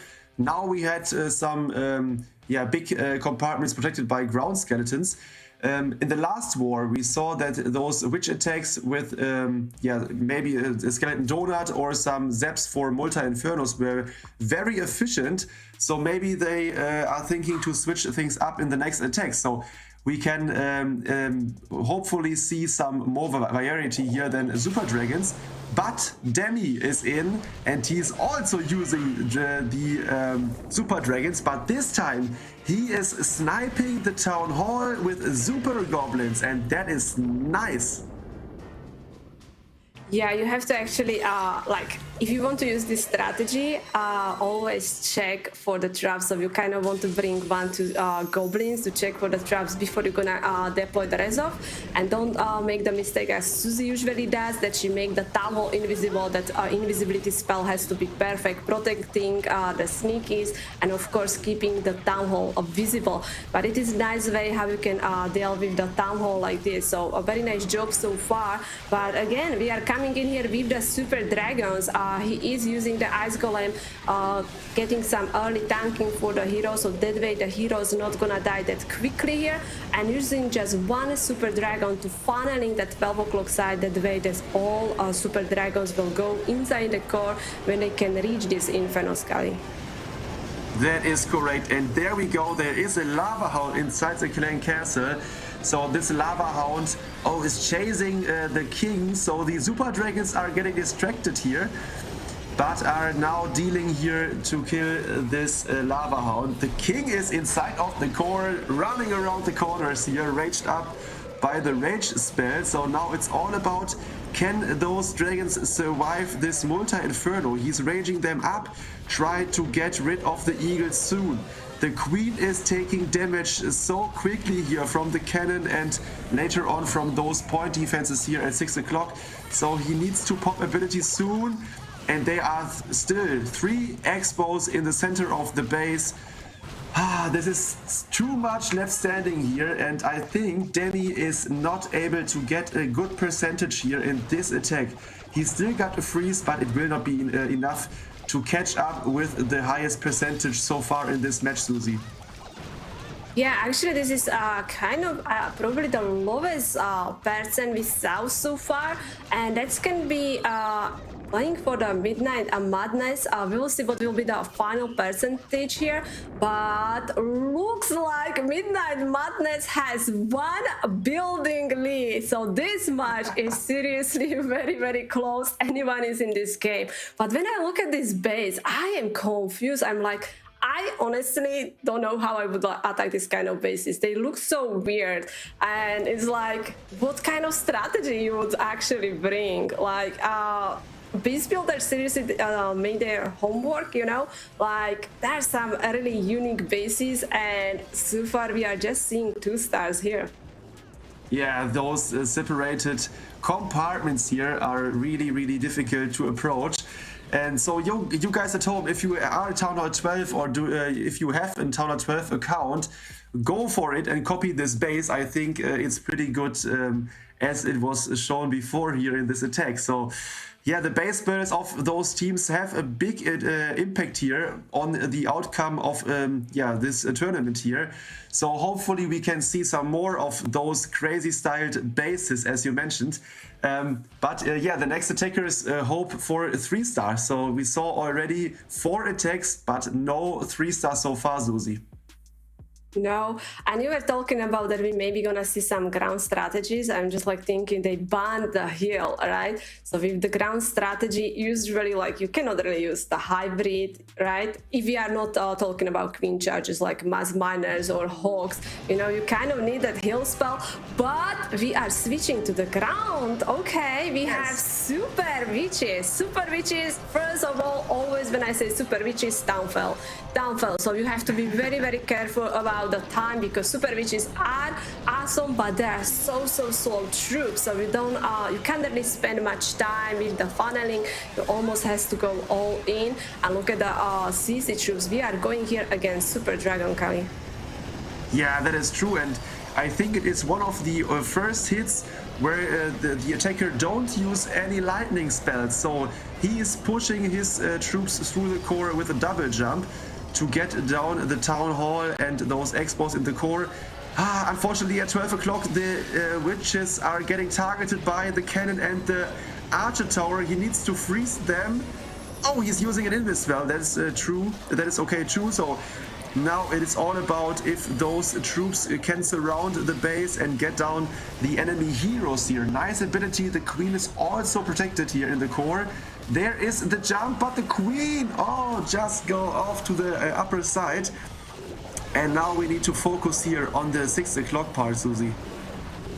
I'm just curious, is that queen going back for the jump? Because the jump is slowly disappearing, and I think so she's gonna get stuck inside that compartment, and that means she will have to break a lot of walls. Baby Dragon actually trying the best. Look at them. Witch is hitting the different wall, queen is hitting the different wall, like not working together. We still have Warden alive with the one witch at the 6 o'clock. Like, you can see that super witches are good. It would be much better with the healers, but sadly the healers are banned as well, so it is more difficult to use the super witches. And this kind of attack, he still has enough time here, but is he gonna have enough power to finish the base? Queen has ability, taking out the multi-inferno. Kali, there is only Tessa left. Yes, and it is looking good here for Midnight Madness. Our TH12 is about to triple out here, the first base in this match, and yeah, that was a good call here for Ari to switch things up here and bring some super witches. That is nice to see a triple on such difficult bases. So there were again some really well-shaped walls here to surround the town hall, to protect the town hall by creating death zones in the base. But he was able to take them all out. So in the end, big GG here for this triple. And the clutch invis spell at the top here for the last witch there. It was a nice attack here. Hopefully Midnight Madness can perform again in the next attack. They had one building, they were one building behind, but now they tripled, and Banana Skin needs to triple too. No, Midnight Madness has one building lead, so they're actually right now looking good because they had the one building lead. Now they have the triple, and yeah, pressure is on the Banana Skin because if they don't hit another 2-star, Midnight Madness getting closer to the semi-final. But I don't know. I was watching that attack. I wouldn't say that would be 3-star. Like it was like. Which is split, everyone went different way. You know, we had no healers, so Witches didn't get healed at all. I was confused how this 3-star, but it's happened, and finally we have first triple in. We'll see how the Banana Skin will respond, Kali. Yeah, that is true. And I think he only jumped at least one witch and the king and the queen inside of the base, and it worked. So that was enough power to take everything out. Oh, we have another bad donut here by Nia Rode, who is well known from the GS guys at Town Hall 15. So he is taking out one Expo, the Eagle Artillery, and one Multi Inferno, and is now coming in with Super Barbarians who are sniping down some buildings outside the base and bringing with him 8 Valkyries. That is interesting, Susie. Like always when I am watching his attacks on Town Hall 15, he always going somehow like creative way. It's always his attacks are so special, and bringing the 8 Valks. I don't know how strong Valks are actually on the Town Hall 12. Like we don't really see people using Valks on the higher level, but I am ready for it. This one was a really good donut that started really well, and also using the super barbs. Actually, super barbs are amazing. They can clear some of the defenses they can reach very quickly, very easily, and you don't really have to spend many of them. You can see on the bottom side he just sent one super barb, and you could see how much damage they did. King, this is like kind of maze, the base, you know, the king going around, and that king is such a smarty guy. Look at him taking down the Town Hall and even triggering the tornado trap. Now we have big group. I think so where actually the Valds are. I don't see them anymore, but we still have heroes alive, and we are looking very good. Oh my god, this is a perfect example of how to plan and execute such an attack. So I think this could be a possible challenge here from Supercell as an attack challenge with a maze-styled base, but Nia Rome was able to funnel his king through all the edges which were open to the Town Hall, and it worked perfect here. Big GG to Nia Rome from Japan. Really, really nice attack here. Really well planned. And this one is an attack which you don't see that often, Susie. Yeah, that was a very creative way how he did this. Like, I'm feeling the walls kind of died way too quickly here, but you can see that was power of the plan. It was a very strong plan, and even the heroes were able to actually clear a really big part of the base. Such a beautiful attack to watch, and actually we have Banana Skin as well with the triple. That means we are still tied on the stars, but Midnight Madness has that one building lead here.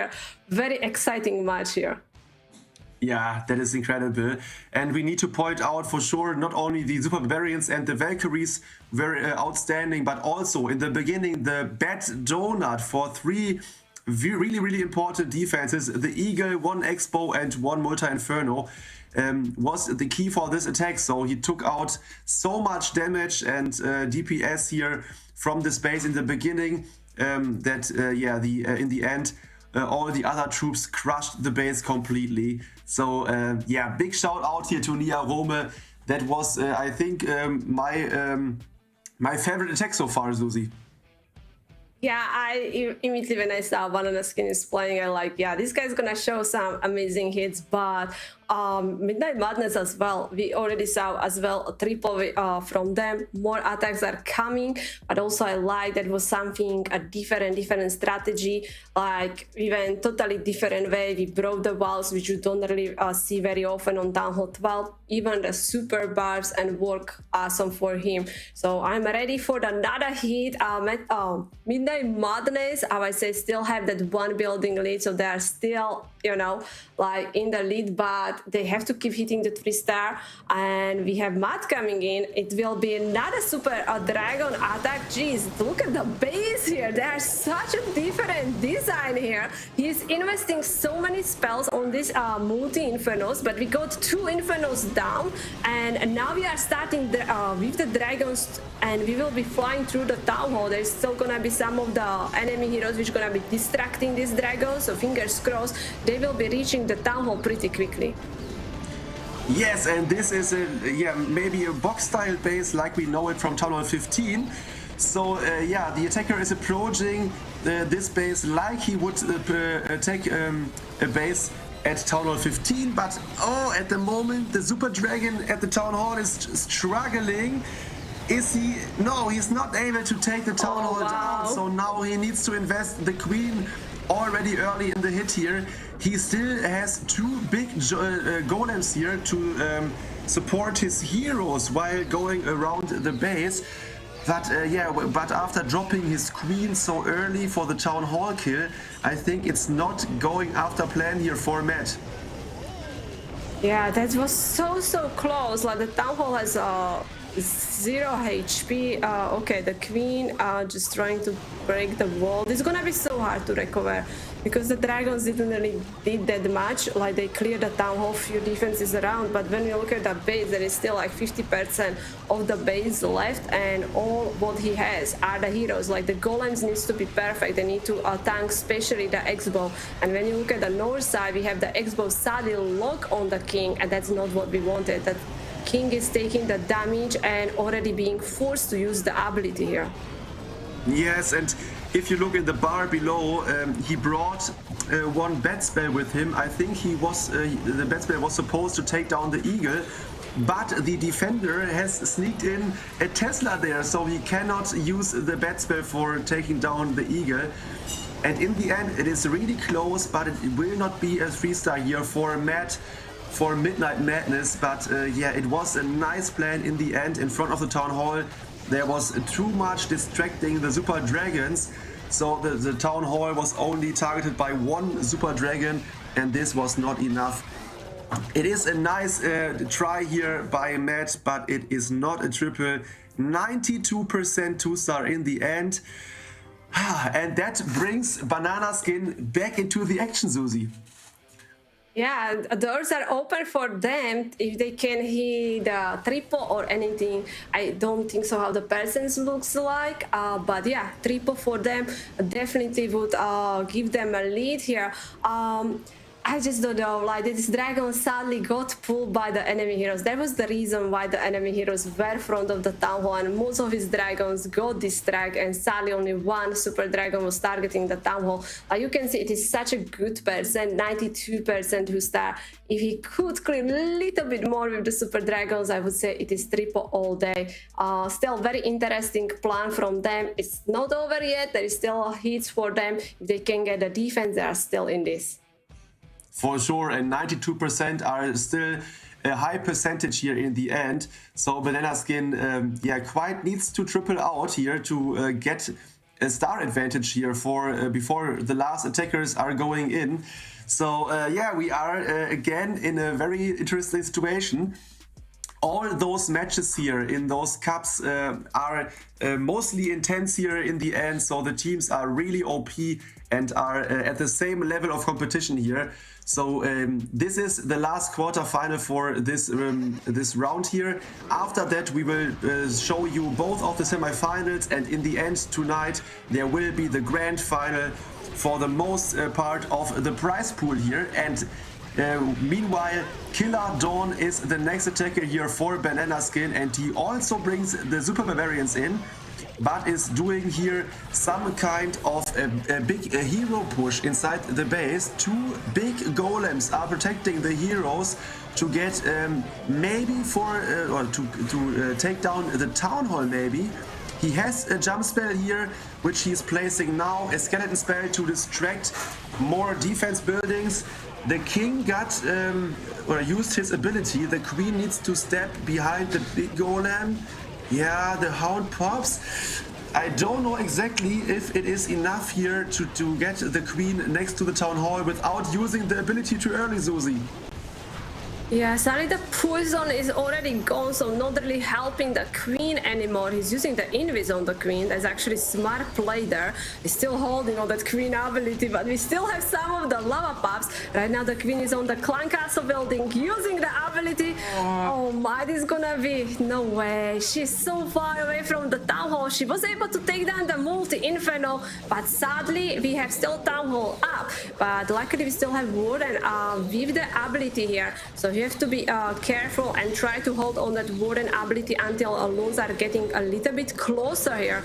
Using already free spell, we have headhunters on the way. That's gonna mean also the warden will be used. Luckily we got the headhunters and the warden ability, but the tornado trap, whoa, he got it. He got the town hall down, and we also took care of the enemy queen, but the end of the base is still very scary. Multi-inferno, Teslas, archer towers, I'm not sure. Me neither. I think, yeah, this hero dive was a bit too, he thought he would get the town hall, I guess. But in the end, yeah, he needs to secure the town hall with a raged freeze combination. Ward ability was used there. And yeah, in the back of the base, there was the multi at 6 and air defense and the Tesla farm waiting for his loot portion. It is not enough here to triple this base, and therefore we are continuing with a percentage lead here of Midnight Madness. Banana Skin is behind 84% now. The attacker before of Midnight Madness had 92, so 8 plus 1 are 9 buildings. I think it's a 9 building lead for Midnight Madness. Am I correct, Susie? Susie counting, that's 2 and 4, 9. I'm counting 8. But yeah, I think so. It's 8 buildings lead for them. Maybe I'm wrong. People don't trust me when I count. So, but yeah, 84%. Oh, let me see. I finally the stats update. 71.40% for the Midnight Madness and Banana Skin with the 69.60%. Like, it's still very close, but a Midnight Madness with this defense are back in the lead, and it is very simple. If they restart, there is nothing what Banana Skin can do. Like triple will confirm their victory. Anything less than triple, Banana Skin will have chance in this match, but so close. War here, like when we were casting Town Hall 9, all these wars were like 15 stars, right, or 14 stars. We very often look at the time, and here we are seeing a lot of defenses. I think it is a little bit more complicated, especially because of the siege machine. What do you think?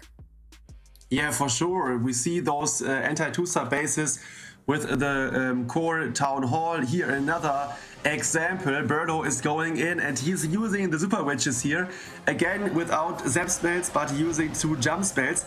But yeah, the siege machines would help those attackers so much by making sure to take down the town hall.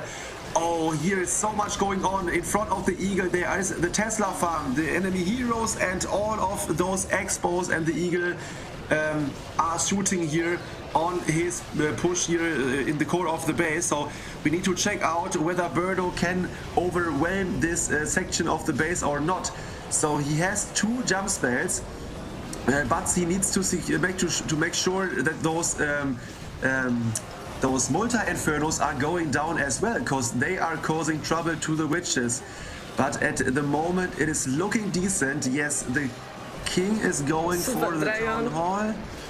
He didn't deploy his queen yet. I don't know exactly where he wants to go in with her, but we will see in a second. Super Dragon is going down, and there we go. The next jump. I think he missed to place his queen, Susie.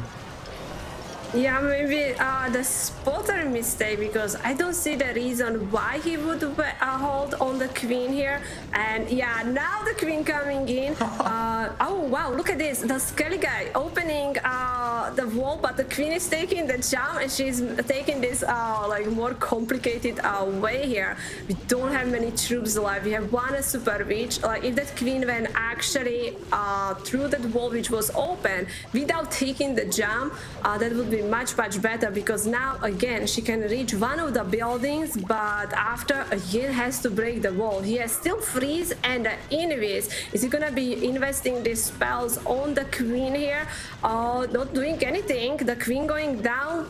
I'm surprised. Okay, we are saving the loons. All right, freezing the archer tower. He actually could have enough loons to destroy the rest of the defenses. There are no traps. Okay, we have skellies. That's bad news, because there is nothing what can actually shoot the loons. Only the traps are the threat, and we will for sure, like, we have 48 seconds. I can't imagine the baby dragon with the minion can be fast enough, and this should be opening the door for the banana skin here, Kali.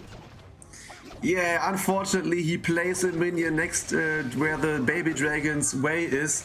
So now, after the skeletons finally sniped the minion, the baby dragon can rage or use his rage mode. And now he's hopefully going for it all, but yeah, the time is ticking. 15 seconds for 14 buildings. I think he's falling short on time here. Midnight Madness in the last hit will perform with a 2-star. So now I counted 9 buildings, so we have 10 buildings to the perfect 3-star attack. So I guess now it is 3-star or nothing for banana skin, if I calculated correct. Actually, they have one. If they hit a 3-star, yeah, if they hit a triple, they will have 1 building lead. So they need 99. They need 99%. 99 would bring them the victory. Yes. Yeah, because they have 1 building lead. Yeah. Oh my god. Oh my god. Yeah, that is almost like you need a 3-star. Let's be honest, okay? I don't think so we will be seeing a 99 and boom, now 99. No, I'm joking. I'm sure it is like more, you need a 3-star. If that's not gonna be triple, that means a Midnight Madness will take the victory, and we have Hades going in here as well with the dragons. This is the attack which will be deciding the result of the match, and this attack will be also deciding who will be advancing to the semi-final. Hades decide to use a bunch of lightning spells to clear the multi-infernal with the X-bow, and now we are trying to use a few rocket balloons. I think so we will be aiming for the air defense there. Yeah, there we go. Rocket balloons are landing, air defense going down here, and baby dragon still can clear a little bit more. Yes. So I think a 99% 2-star will be a tie on percentage. So, but we will see. So hopefully Hades will decide it here whether he triples or not. So now he's going in with his Super Dragon push. We know this kind of attack is all about getting, hopefully many dragons in the back of behind the town hall. So he's freezing the queen and the airbow, and is now hoping that most of the dragons will follow the push to the town hall here. He still got 1 rage spell to quick things up and to get power where it's needed, but he needs to overcome in the back the Tesla, the point defenses, and 2 multi-infernos there. 1 dragon is now on the town hall, and the town hall is going down. The warden is sticking with 2 dragons on the right side. The 1 dragon at the top, can he get down the multi? Yes! Wow. Oh my god! With the last burst, the multi goes down, and this is looking strong, Susie.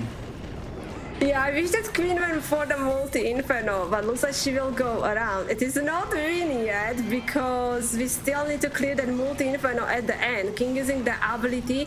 These super dragons are quite low health. I think so we will be losing the queen, but with the king alive. Oh, wow, very close with the queen, but looks like the Hades got this done. Like, he still have 3 super dragons. That 1 dragon over the multi-inferno was clutch. Beautiful job. A lot of air skellies, but not gonna be able to stop this attack. And look at this, banana skin. Congratulations to you guys. They are taking the victory here against Midnight Madness, so they will be advancing to the semi-final. What amazing match we had. Both teams were actually really good. Even the fails, you know, like I think so they were really well balanced. You know, it wasn't just like one side war. Both teams did very close hit. Also, we saw some triple, so many different strategies here, but you will see Banana Skin in the semi-final, so they will go against Powerhouse and Midnight Madness. GG to them, but they will be out of competition as this one was single elimination match. Yes, but although they are out, they gained some prize money, so all the teams who are going out here in the quarterfinals will receive $125, and the other 4 teams who are continuing in the semifinals have already $250 safe in their pocket. So yeah, Banana Skin, phenomenal finish here. The Midnight Madness guys were in the lead on percentage quite a long time in this matchup, but in the end, Hades with the triple in the last match, in the last attack, decided the match here. So now Banana Skin is taking on Powerhouse 12, which we already saw in the match before. They performed really well as well.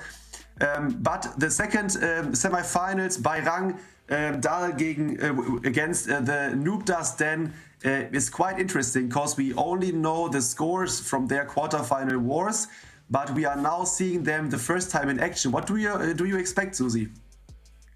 One of them actually hit the 14 stars. That would be like high star awards so far, because the matches which we were able to watch all were like 11, 12 stars. So I'm kind of excited. I am excited what kind of strategy they will be using, and also if they are coming in here with the anti-2 basis. But yeah, we'll be back after short break here with the first semi-final. It will be between the Noob Does Den versus By Rang Dahl, and I cannot wait to see you soon.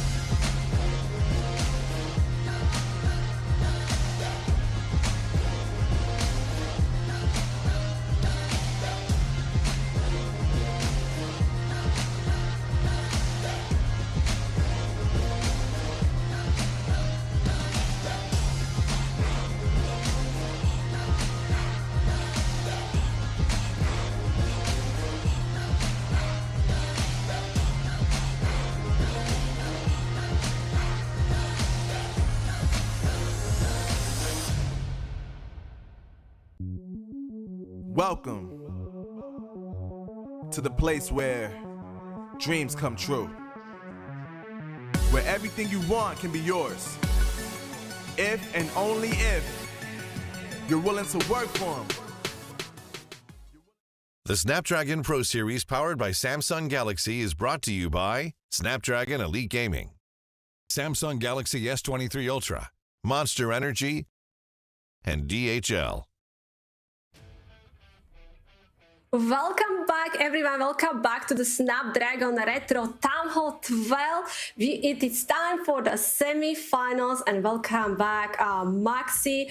What do you think about the previous match? I really enjoyed it. There was some interesting attack and especially some creative hits as well. It was very creative. I love to see some other super troops used than the super witches and the super wall breakers. So the super barbarians there that Niaroma brought was very, very nice to see. And it shows, as I said at the beginning, how many different strategies, how much diversity is actually possible at Town Hall 12. And what's even more important, that this war got down to the very last attack, Susie, and it was very impressive from Hades to secure the victory with the last minute 3-star for Banana Skin, who we'll be seeing later on in the next semifinals. So a great war that you guys got to cast there. Yeah, actually we are very lucky. Both wars which we were casting were very close. Like even sometimes when you are seeing war, like they are hitting once, then you will say like it is over, but it wasn't over. The team come back, recover, and actually took the victory. But now it is semi-final time. It is only one step away from the grand final, and we have two amazing teams here. Probably we can look at the lineup here, Maxi. Yeah, that's a great idea, especially because we have not seen these two teams so far. So the first one here is the Noob Das Den, and they are comprised of VRB, Maxit, O9403, Shakti Sin, Chenzix, Harshal, and Marco. So this is the first team, and there's a very important information about this team because they have actually had the highest score so far in this tournament, with gaining 14 stars in their opening match against Too Late for Win in the quarterfinals. And they have to take on Bairang Dal, Susie. Yeah, for Bairang Dal, we have Pixel, Chandan, Nagar, Desi, Sahil God, and Uni 7. This team hit the 12-star in the quarterfinal, so they have actually quite high percent 2-star. They hit the 2 triples, they hit 83, 85, and 92, so quite a good percent here. But when we look at and kind of with these two teams together, 14 stars, that's highest so far what we saw. Yeah, it is, and that makes me very excited about what we will see here from the Noob Das Den, and especially what bases they have, because they also defended quite well with just holding back Too Late for Win to 10 stars.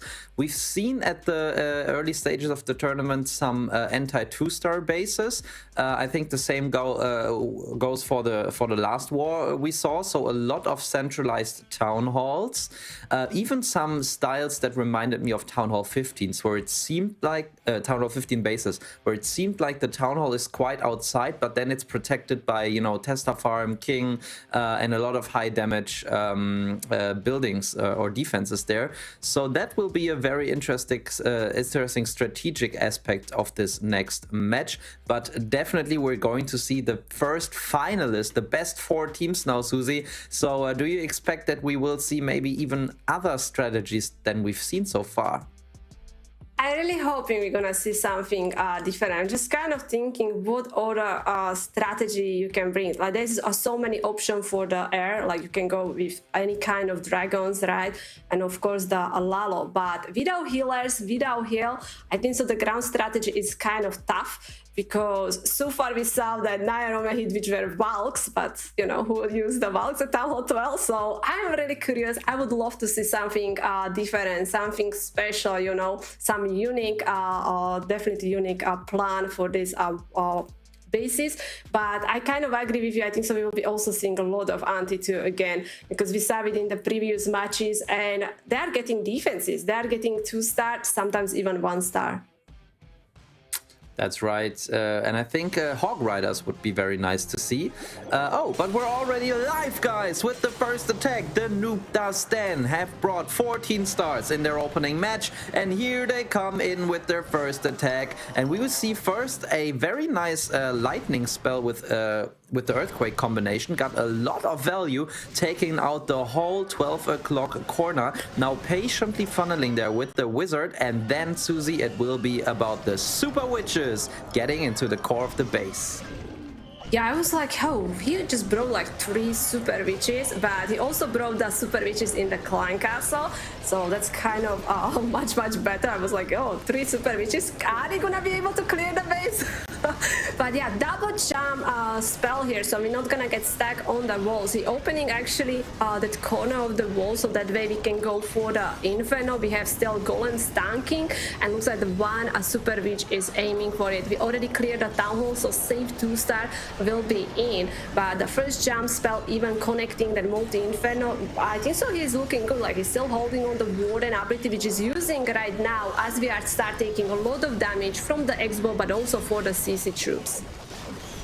Yeah, it was a beautiful Warden ability, and I like the first jump spell there, which makes the witches from the right side and the troops from the Town Hall compartment actually meet up in the core of the base. Now he has a jump to get into the back end as well.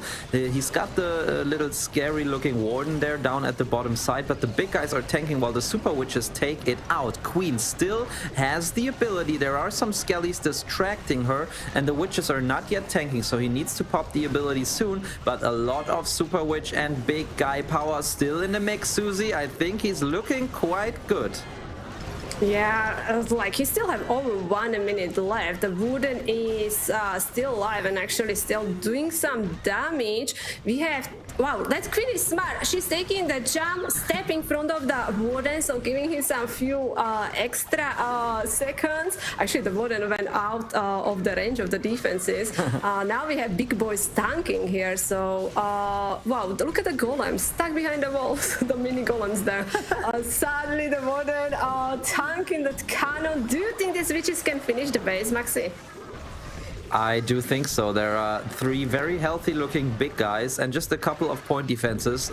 Yeah, I think he's got it. I mean, I thought that he would get through the core a little bit better. In the end, I made the right call, but just because the big Super Witch power from the 6 o'clock side made their way through around the corner in time, and actually the Noob does then show us what they're made of, and starting off here with a 3-star. Congrats. Yeah, I think so. We are not surprised. Like, hitting 14 stars in the previous round, I think so we're gonna see many a triple coming from them. And Byron Dahl knows that this one not gonna be easy opponent for them, but I'm sure they are ready to fight to meet it to the grand final. Interesting plan here. Like, Super Witches, like this one wasn't even close with the time. I think so he started very quickly, and we also didn't go against anti-2 base. Like, we could reach the Town Hall very easily here, and you also can see that he's kind of played the safe there because he started from the Town Hall side and after just finishing the base. That's right. You mentioned something very important there. It was a anti-3-star base, and I think that it opens a lot more possibilities to attack a base.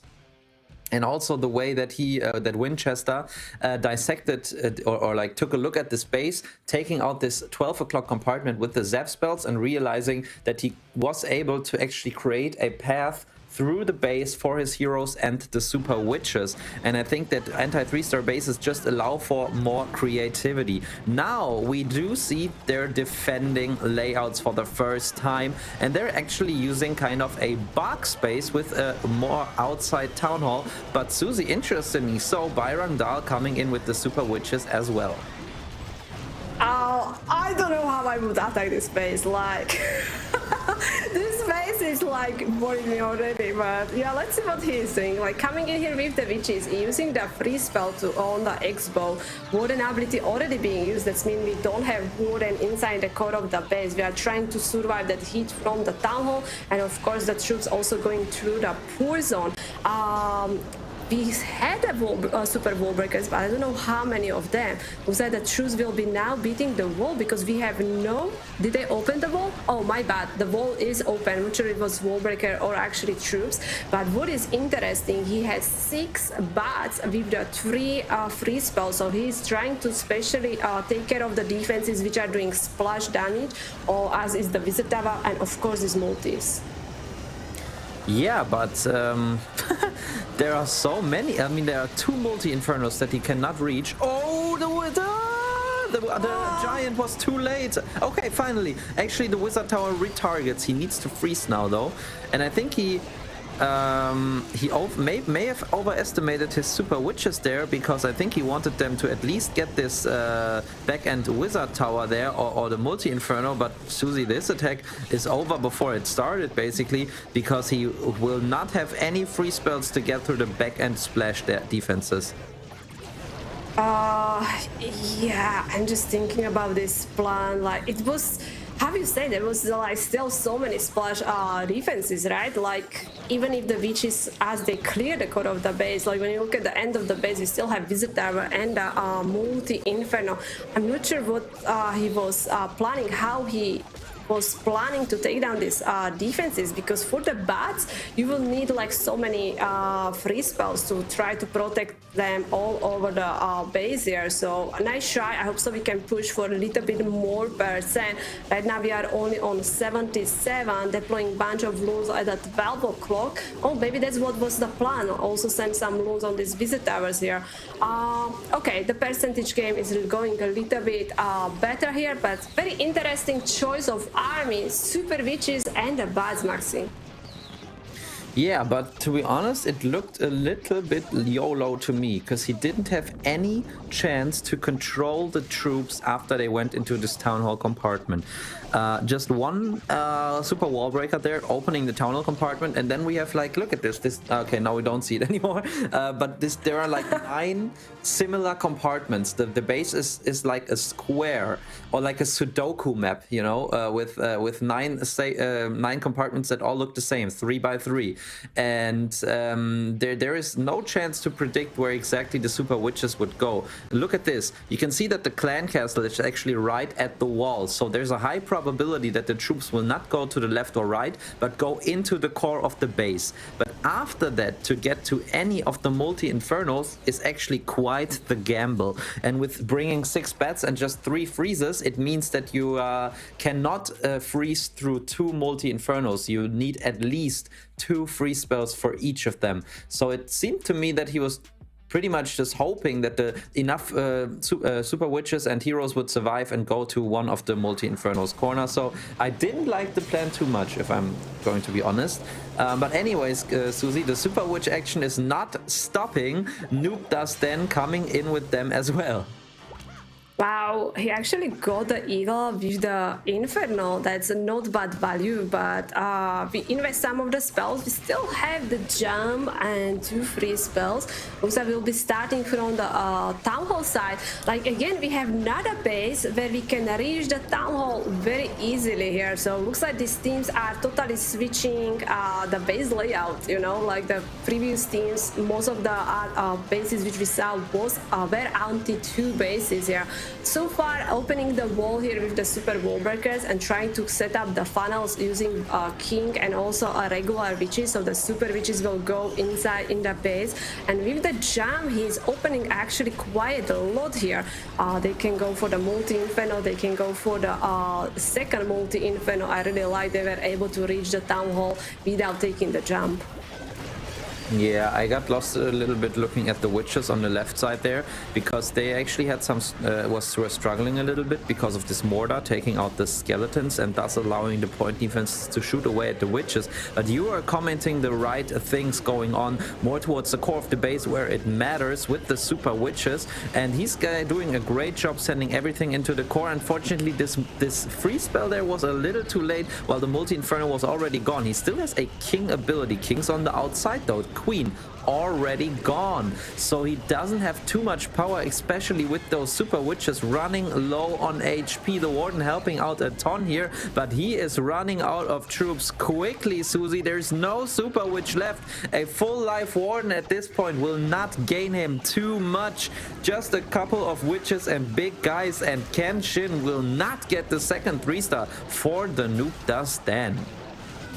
No, but he could hope that he can push for the percent, because that opposite team was able to hit 83% 2-star. I'm not sure if he can get anywhere close to that percent, because we have 45 seconds, but regular witches, they are not tanking at all, and Warden, I don't think so he will be fast enough. So looks like actually the Rangdal will have opportunity to take the lead here. Like, they can tie on the stars, and if they can hit a triple, they will have as well percentage lead.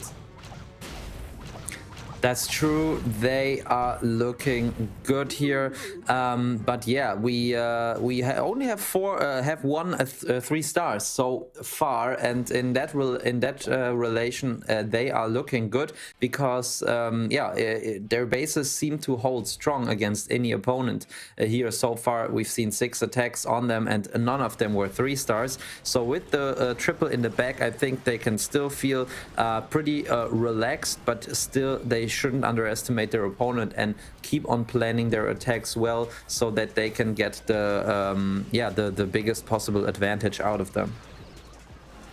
Yeah, exactly. All right, like another super witch attack.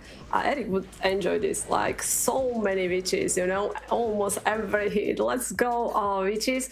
I'm ready for. I would even like to see a Lalo. Sadly, not many Lalo hits, right? Like, there's a lot of dragons. Do you think it's because of the? I don't think so this time is about the time, right? So because we cannot use the healer, so cannot really do queen charge, probably that one, or because of the siege machine not being able to use? Yeah, I think the siege machines definitely make Lalo attacks a lot stronger, but we've seen a Lalo in the first war and was an absolute overkill. I think it was for Powerhouse from Leonidas, if I'm not making a mistake there. But yeah, so maybe Lalo would be nice to see, but Pixel here deciding to come in with another super witch attack, Susie. And it is first we can say anti-2 base, right? We have central town hall. So far we haven't seen these bases in this match yet. Okay, so we have one jump spell. I see 2 super wall breakers, so he's trying to funnel. Like, you can see that walls on the bottom side kind of trying to make this funnel more complicated here. With the super wall breaker, we should be able to open the wall where we have the clan castle building, and yeah, pulling the lava so far. I think so the funnel is set up very nicely. I don't think so the troops will go around the base, Maxi. Yeah, I agree, but still it's the same as before. He has to get through that core somehow. So first of all, he has to try to delay the Warden ability as much as possible. So far, the big guys are doing a great job tanking. He's got, I think, 4 full life super witches there, but he will soon run into the the splash damage from the multis and the town hall. He uses the Warden ability, protecting also this little headhunter there, taking care of the king. This makes so that the super witches are invincible to the damage from the multi-infernos and the town hall. So but now they have to get those defenses down quickly. They split up nicely, queen being targeted at by some point defenses there, and now it's all erratic as well, Susie. The super witches have to break through some walls and have to take out defenses as quick as possible. Yeah, I really like the split. Actually, witches split into the 2 groups and took care of the multis. But now what? You know, they are now stuck inside that compartment, and now we just have to be careful and wait and hoping that witch is gonna break the correct wall, which is actually happening. Even that queen with the low HP, she still keep going. We have 40 seconds left, and this is actually 3-star. And this is what I was saying. If they hit a triple, table will tune and they will take the percentage lead, because we will tie on the stars. Like, Nicely done from Pixel. Like I was like, I don't know. He kind of put the luck also in that attack, right? Because you need also good split. You also need witches to attack the correct walls here. And I was also impressed by the queen there. Yeah, the queen actually survived so long after her ability. First, yeah, the ability itself made her do some major damage, taking out the defenses, but then even her archers tanked for her for the longest time. The witches splitting off to the exact other side, taking care of the defenses left there, and the king getting around the outside and doing some tanking. Actually, everything worked out perfectly for Pixel, and just as you said, they are back in the lead. And yeah, Noob Done Des actually, or Noob Does Den actually now have the first 3-star against them. Let's see if that makes them more nervous. Oh, probably, yeah. Right now the pressure is more on them, but percentage lead is like use us really in this match. We still have 6 attacks to go, so anything can happen. But I'm just still keep looking on this basis. I'm like, what I would use, what kind of strategy would I bring? I'm like, I don't know, like I'm missing that siege machine. I think so the siege machine is such a huge help. And yeah, was like, even watching this attack, I didn't really think that's could restart, especially after seeing the witches stuck at the core of the base.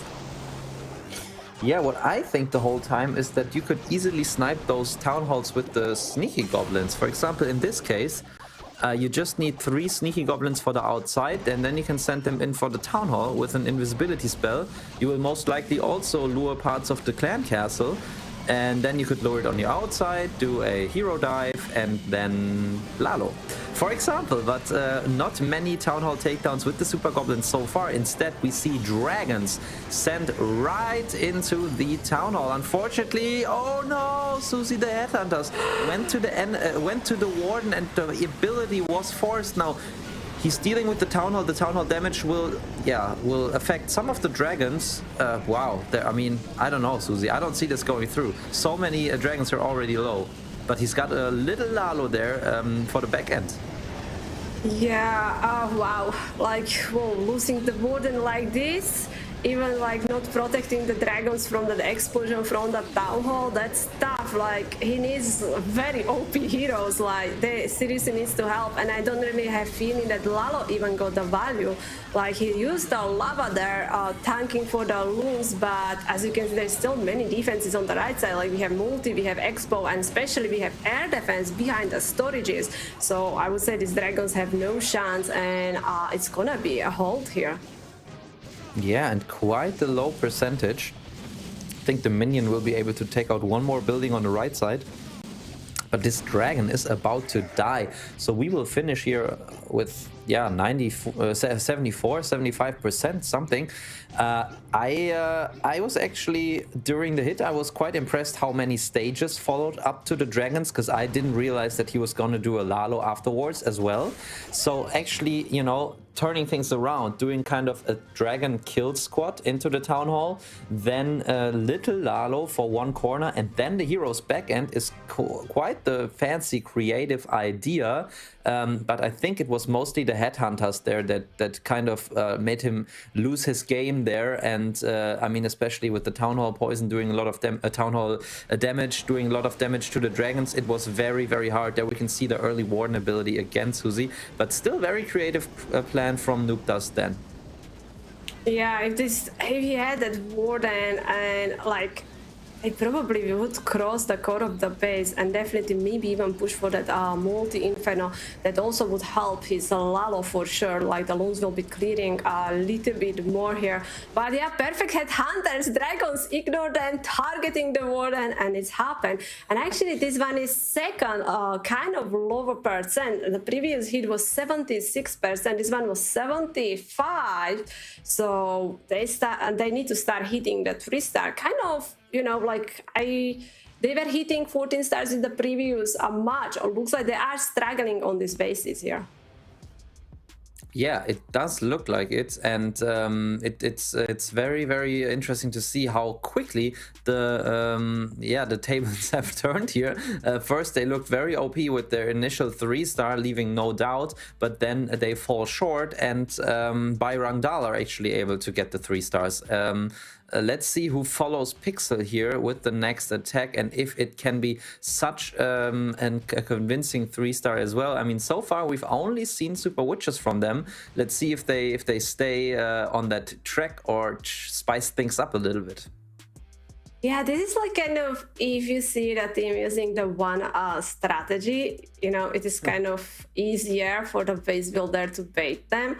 But I guess so we are seeing them now playing for the first time, so I don't think so the base builder have that much time. They still can switch the traps here, but yeah, we have another super witch attack here, Maxi.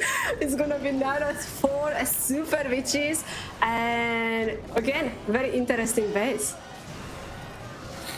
Yeah, very interesting. It actually looks a little bit like in the old days when Town Hall 12 was still the highest Lono level in competitive. This could have been a competitive base, in my opinion. Looks quite nice. Now the king unfortunately goes to the enemy queen. He reacts quickly with the headhunters. Let's just hope the queen finishes all the other troops inside. She goes around the corner, but then she finally follows up. So nice entry. First of all, it's very good to have the Eagle out of the way because of the splash damage it can deal to the super witches. Now the king goes to the outside, so do the big guys. Now we need some troops going into that town hall, which is already activated there by the queen. And there is lava. Queen switched the target, did she? Oh my, the town hall is so low HP and she switched the target fighting the lava. Now some of the witches coming back, actually helping and taking down the town hall. So troops are split here. We don't have king anymore. We have big boy and the golem outside of the base on their own. That one witch is on their own as well. I don't know. This is gonna be still very hard. I'm still looking for the royal champion, and I'll send the IC on the multi-inferno, but this is town hall 12 and we don't have royal champion. Yeah, it's exactly what I thought, funny enough. But yeah, it was looking so good, but the queen actually going the wrong way around because she was held off by the king there, and then going to the town hall early, and then like on top of that, switching target to the lava hound actually made this attack fall short. I mean, I don't want to call this too early. There are a couple of super witches, but things are very split up here. Okay, let's see. I don't know if the warden follows the right troops here, he might have a chance. The wall is open to this multi-inferno, but I think with no healing troops in there, I think he will not be able to get into this multi-inferno in time. Yeah, even if we're gonna get a multi, I still think it's gonna be an issue with the time, because we have one witch finally opening the wall here. That now that is warden versus multi. Looks like the multi gonna win that fight here. Like, I really like how he said that multi on the right side sending that baby dragon there. It's gonna be a very decent percent. That means this match will be still high on the stars, but as you can see, these guys are hitting a much higher percent than opposite team, so they will have now I think so really huge percentage lead, because this one is a 94%. It's like it was close, but sadly no triple. Yeah, I think the difference between the 2-star and the 3-star was made here by the queen, not following troops, but going around. But it was a very nice, a fitting strategy for this base, actually, which looked quite hard to attack there with the back-end multi-infernos. But I think he realized that they are just multi-infernos after all. If he takes out the town hall and the expos and so on in the core, then there's not too much left that could pose a threat to his big guys and super witches. So it was the right approach in my opinion, but still being a little bit unlucky. But look at this here, we have the average percentage down below us, while stars are still the same and anything can still happen. Bayrangdal have a commendable percentage lead of 9% on average. Yeah, but maybe the stars will be deciding. We have the Noob that's Din live here, and Okay, let's go witches. This time we're going more heavier with the regular witches. Actually, he's using few lightning spells, taking care of both the multi-infernos, which totally makes sense as the multi-infernos are the threat, especially for the regular witches. And we are finding already some of the Tesla, so he's deploying another super witch to be able. Ooh, there's looks like it's gonna be Tesla farm and a lot of traps there, Maxi. Yeah, but very well done. The big guys, the first one and now the second one, are tanking perfectly. Now he will probably get a second big guy in just a second. Unfortunately, Eagle Artillery locks onto one of the super witches. I think he really hopes not to lose her early on. Now let's see if most of the super witches will actually be able to make their way, helping the heroes getting into the core of the base. I don't think so. Two of them at least going around the outside. He has a jump spell that he also has a wall breaker. Let's see which he uses first. The wall breaker, very nice job, and he can jump all the way into the back end, which is actually a great base identification if he can just delay the warden ability. Nice freeze here on the core expo and multi-inferno, and now the troops actually make their way into the town hall. This is looking great, Susie. Yeah, this is a really good quality attack, actually. Wow, that freeze was amazing here. Like, we have now King targeting the town hall. We even triggered the tornado trap next to the town hall. Queen should be able to finish it. We're pulling the enemy Lancaster troops. There are still some super minions, so we need our Queen to deal with them. Warden, which is hitting the multi-inferno, the third multi-inferno down. But because he used the lightning spells and taking care of these two multi-infernos on the north side, you can see his flanks are still alive. Like, these witches are clearing everything around the base. That's amazing. His Queen still has the ability, and looks like we are gonna see the second 3-star for this team. Yeah, and what a convincing one. An amazing plan here from Marco. And look at the overkill. He's got the Queen ability. He's got 3 super witches and like loads of normal witches still in the mix. That was a perfect base identification, and it shows there why the noob does then were so strong before. And even though they got the 2 low percentage 2-stars, they are now back in the lead with the 3-star, and the Bayrang Dal have to triple first in order to get their star count up at the same level. Yeah, as they have the percentage, but wow, I am impressed with this attack. That was such a perfect plan for this base. Like, he find the weakness of it and take care, like taking out these 2 multi-infernos, like still seeing the witches alive. Like, there was not any strong defense which could stop these witches outside of the base, and that free spell was perfect timing there. Like, really nice to watch. Like, I know that we are watching a lot of witches, but this one was seriously good quality hit, and just showing how you say these guys are good, and yeah, they want to make it to the grand final. But the percentage is not on their side, so if the Bayrang Dal will hit a triple, actually they still can keep the lead here.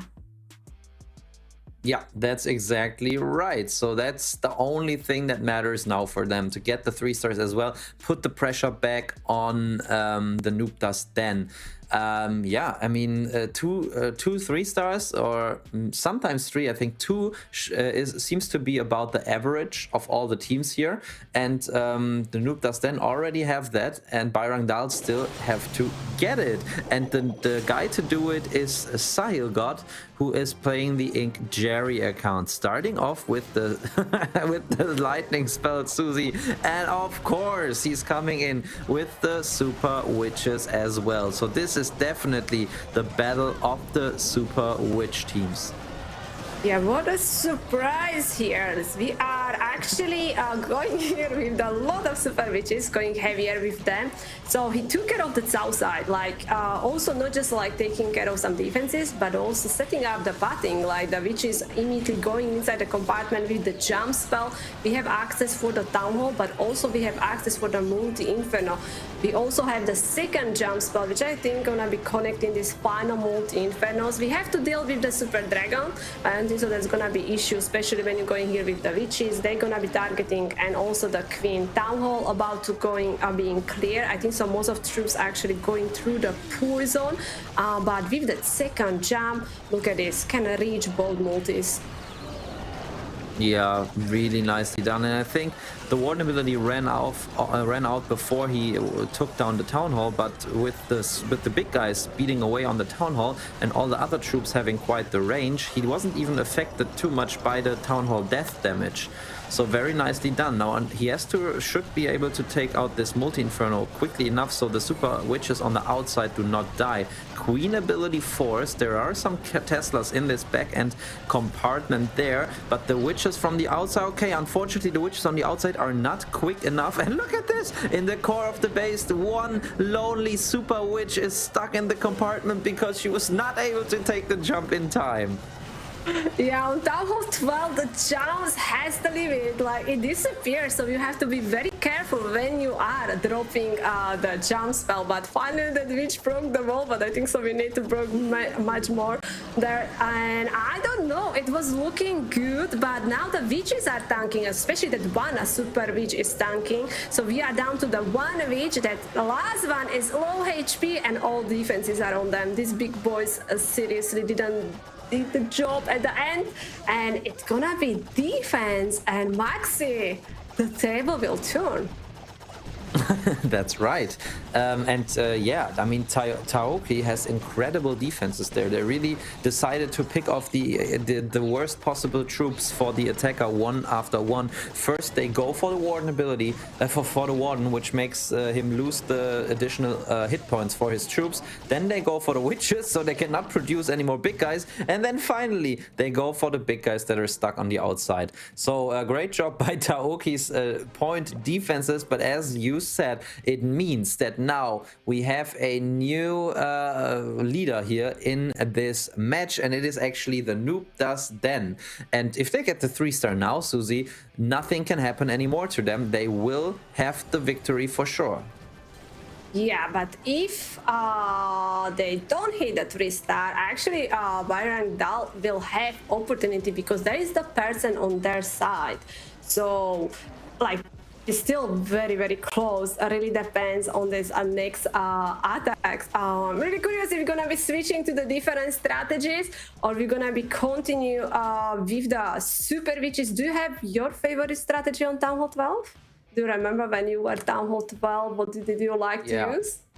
I do. I liked Queen Charge Lalo the most on Town Hall 12. I also really liked Hero Dive Lalo, though, which I would probably have to go for in this one because there are no healers allowed. So no Queen Charges in this match. But you also have to keep in mind that a lot of troops, a lot of things were not there back in the days. For example, I think the lightning spell still was 2 spell capacity, so it was not able to zap at as many things. There were super witches at some point, I think, but I don't think they were there at the Town Hall 12 World Championship in 2019. I think there were no super troops yet, but I might be wrong. Anyways, this of course is another super witch attack here from Noob Does Den, and it is for the victory. So if Buahaha, who is VRB, can get the 3-star here, there's no doubt about their victory anymore. I love how you read his name. That was funny. I'm sorry. But yeah, super witches are in. Like again, we used a few lightning spells to clear the infernos, and we're going through the Town Hall. But if they hit a 3-star, they will advance to the grand final. So it is big hit, and also that means it is a lot of pressure on him, because if he can hit a triple, his team can get a victory here. So far, everything looking good. Like Warden ability, he was able to actually hold with the Warden ability after we took down the Town Hall, protecting them from the multi-inferno, but we are triggering the tornado trap, and finally some of the witches are start targeting the multi, but they are regular ones, so I'm not sure if they can do it. They did it, but now we're gonna be stuck on the walls, Maxi. It was great how he was able to delay the Warden ability until the Town Hall, until after the Town Hall takedown. Actually, now I was watching this outside super witch there, and it seemed like she was paralyzed. She actually bore a new big guy, and then she just stood there for like 10 seconds, and I couldn't couldn't really follow anything else happening in the attack because I was like, what's the Super Witch doing? But anyways, that is why these two Teslas on the bottom side of the map are still standing. And look at this, there is just one Super Witch still in the core of the base. The Queen holding on to her ability. There are not many defenses, Susie, but Bwahaha has to get there in time. I mean, time is one thing, but also before the Queen is taken out by the point defenses.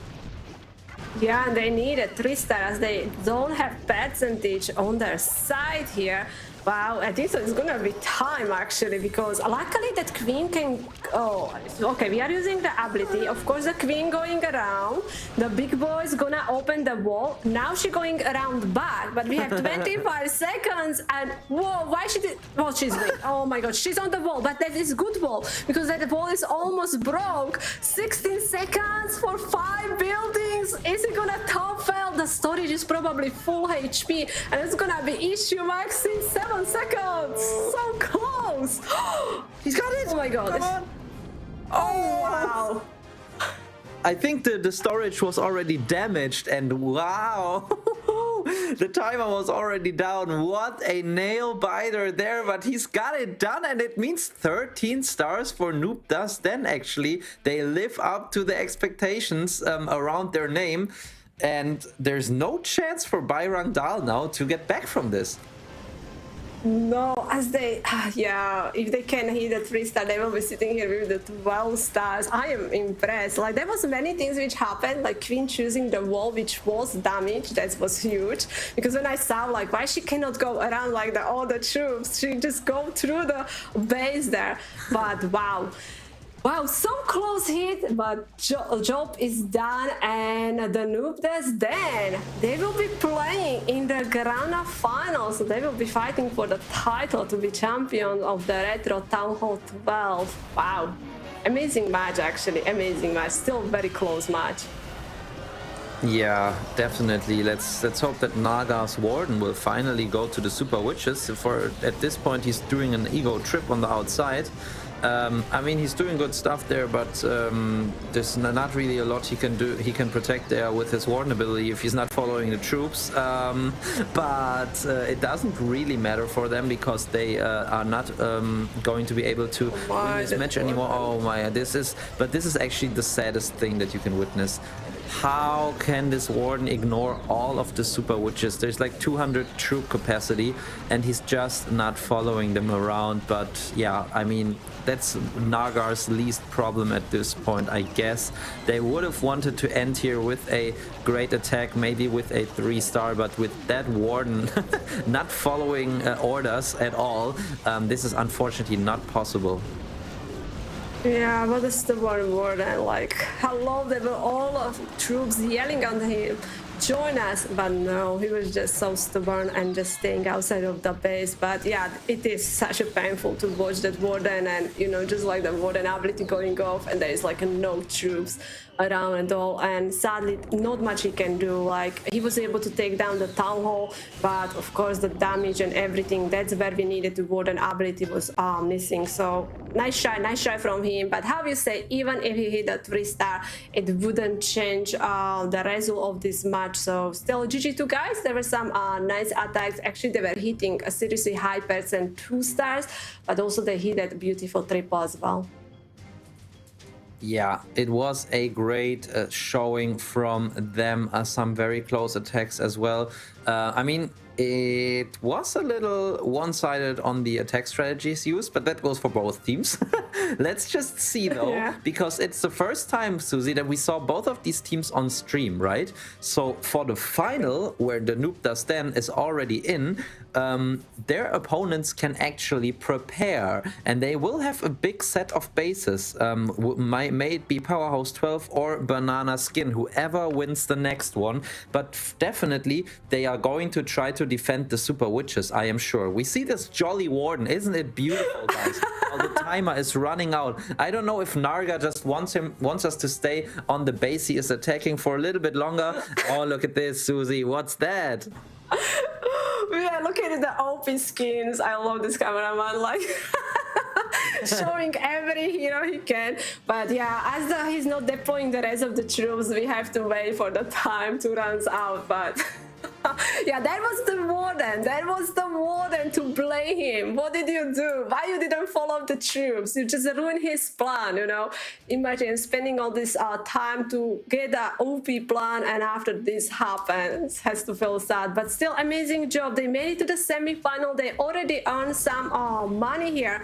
But yeah, we can check, we can watch right now, Maxi, how the warden is ignoring everything. Yeah, the Jolly Warden skin we saw towards the end, he was really on a jolly ride there, but just doing his own thing, not helping anyone out. Yeah, I don't know in English the name of the other guy than Santa Claus, but he seemed to behave more like the bad guy who's on the team with Santa Claus. I don't know his name. But anyways, we see the result here on the bottom of the screen. In the end, it's a 2-star differential, and the noob does then move on to the finals as our very first finalist. Yeah, congratulations to them. So we will be watching them in the grand final. But before we do, we have big semi-final front of us between Banana Skin and Powerhouse 12. I am very excited to watch this match, guys. We will take small break. We will have Eve, Kali, and Maxi back, and I wish you good luck. Like especially Powerhouse, I seriously think they always hit the 1-star somehow each match, and they're still able to recover. So let's see if there's gonna be any 1-star coming. But how I say, after small break, we are back with the second semi-final match.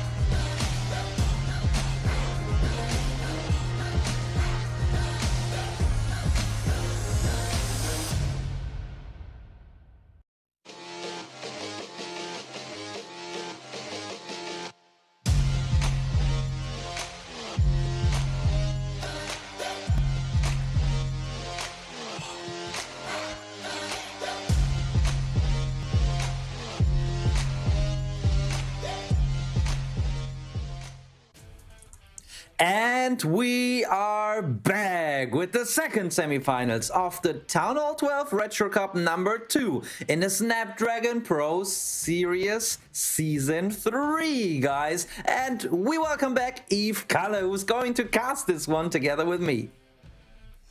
Welcome, welcome. I hope everyone had a refreshing break here as we did and as we had and are now ready for the second semi-finals. We just saw an incredible performance here by the team who won and now we are ready for the powerhouse against Banana Skin. So two teams which delivered in the quarterfinals here live on stage with incredible strong attacks. I think the most remember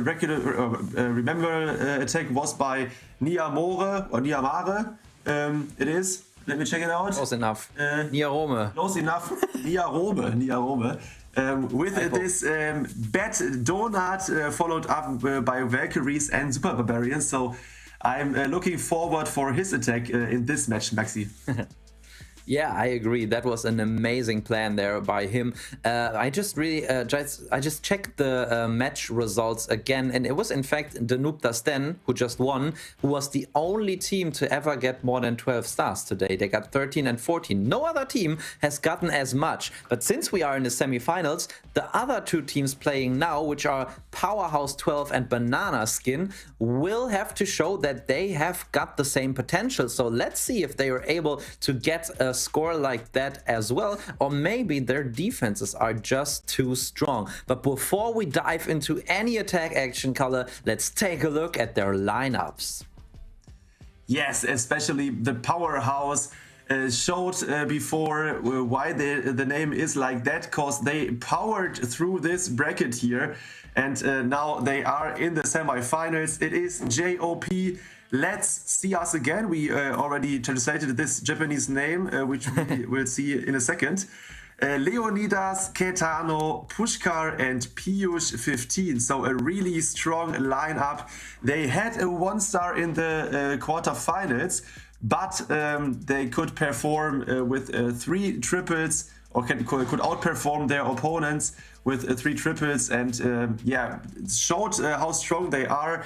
It's not the first ESL tournament they are in, so they are experienced at this stage of competition, and I'm looking forward for this team to see those attacks. Absolutely, so am I, and especially I want to emphasize how impressed I was with Caetano. And we know that he's a very experienced player from the professional scene, but yeah, doing the last attack, having to 3-star, that was very impressive. But Kalle, we are back in it already. A Zap Lalo attack, finally another Lalo by... Oh, what? A Skelly Donut without the invisibility spell? Wow, that is incredible, and it works, Maxi. Wow, that is outstanding. So let's see us again. Is showing. Wow, the Expo 2 and 1 sweeper. Yes, another sweeper. Oh. That is insane. So a completely new strategy is shown by this attacker here of Powerhouse in the semifinals. He shows us what is possible at Town Hall 12. Incredible stuff, Maxi. Yeah, that was such a great base identification, realizing that there was no splash damage around there, and thus the Skellies cannot be killed off quickly here, like they could by a Multi-Inferno or a Wizard Tower. Amazing here. The Queen even kept alive. The King now making his way into the multi. He might even freeze once, and with the King ability, he will be able to clear this compartment. I already call this a 3-star color.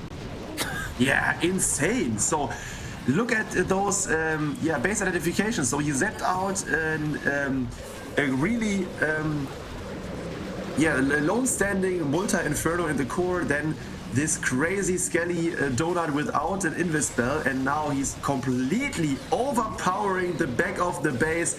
2 Hounds still alive, 1 is low HP, but it doesn't matter.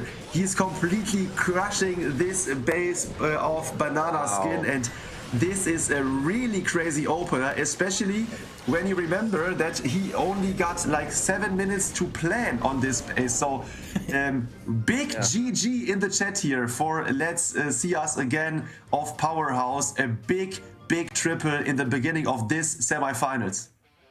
That was amazing stuff there, and it really shows that these players, you know, they didn't just start to play Town Hall 12 again yesterday for this tournament. They practiced a lot. Maybe they even play regularly because, as you said, 7 minutes of planning time, he probably saw the possibility of the Skelly Donut, and then within a couple minutes he was just like, okay, Queen will get the Town Hall. I can estimate that. King will get this compartment if I just send a Giant or whatever. So having the routine of being able to know beforehand what your troops and heroes can actually get, what investment is necessary, that shows the strength of their team. But yeah, there's another team here actually, Banana Skin, who will be attacking second, and that is their team. It's Hades, Troya, Soham, Niarome, and Demi, who appears to be who we thought before was Demo, but actually looking at his ESL profile,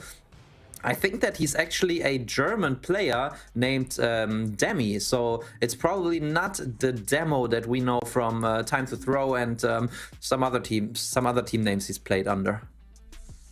Yes, but in the team there are for sure some well-known Town Hall 15 attackers too, so Niarome is one of them, and I think he will compete in this crazy, high-skilled attacking here with Let's See Us Again, which we already saw before, which are really doing things we didn't expect to happen here.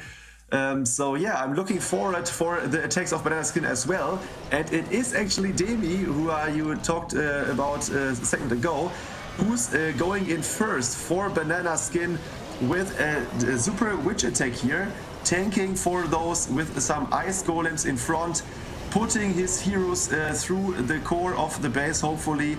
It is an anti-3-star style base, so the teams are switching things up. In the first matches we saw many anti-2-star bases, but now they are relying on some not symmetrical bases here, Maxi. Yeah, that's right. Really interesting setup there. It doesn't look too easy to attack though, but with 2 jump spells he should be able to get around until the very end of this base. The multi-inferno at 9 o'clock looks very annoying there to me as an attack from an attacker's perspective, because it's hard to get in there without a jump spell.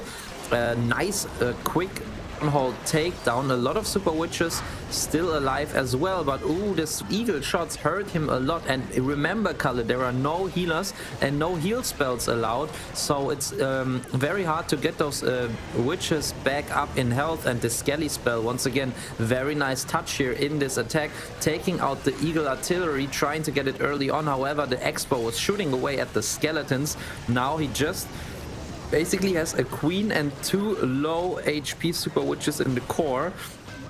The queen ability has to get some buildings down, otherwise he seems to be falling short. Yes, and unfortunately the witch, which was supposed to go around outside, went for the town hall compartment and was destroyed there. So the buildings outside the base are also still standing, and the queen is getting damaged by a giant bomb here. So I think Demi is falling short here. His power is not enough to finish this base off here.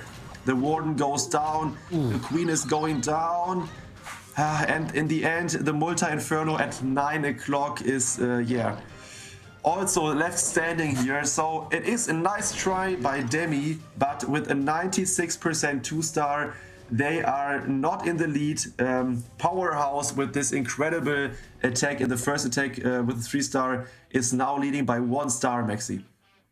Yeah, it was actually really close. Just the Archer Tower and Tesla there on the outside. If the Queen would have had like 10% more HP, she would have taken those down. And the multi-inferno actually was the most annoying thing there at the 9 o'clock side. You said it correctly. Look at this witch going into the town hall compartment. Unfortunately, she never made her way out of this compartment again. instead dying off there. Otherwise, she could have cleared those outside defenses as well. But in the end, a 96% 2-star, which is still a very strong performance here, and not too bad to start things off, because the 3 stars are not the regular result that these teams get in their attacks. So anything's still possible for both teams.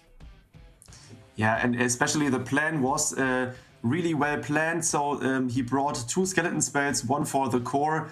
He tried to take out the artillery, or to take down some HP from it. That worked. And the second one, he tried to take down the Tesla outside, which were left standing in the end. So the skeleton spell with 1 wizard took down at least 1 Tesla, but it was not enough in the end to clear all the outside buildings.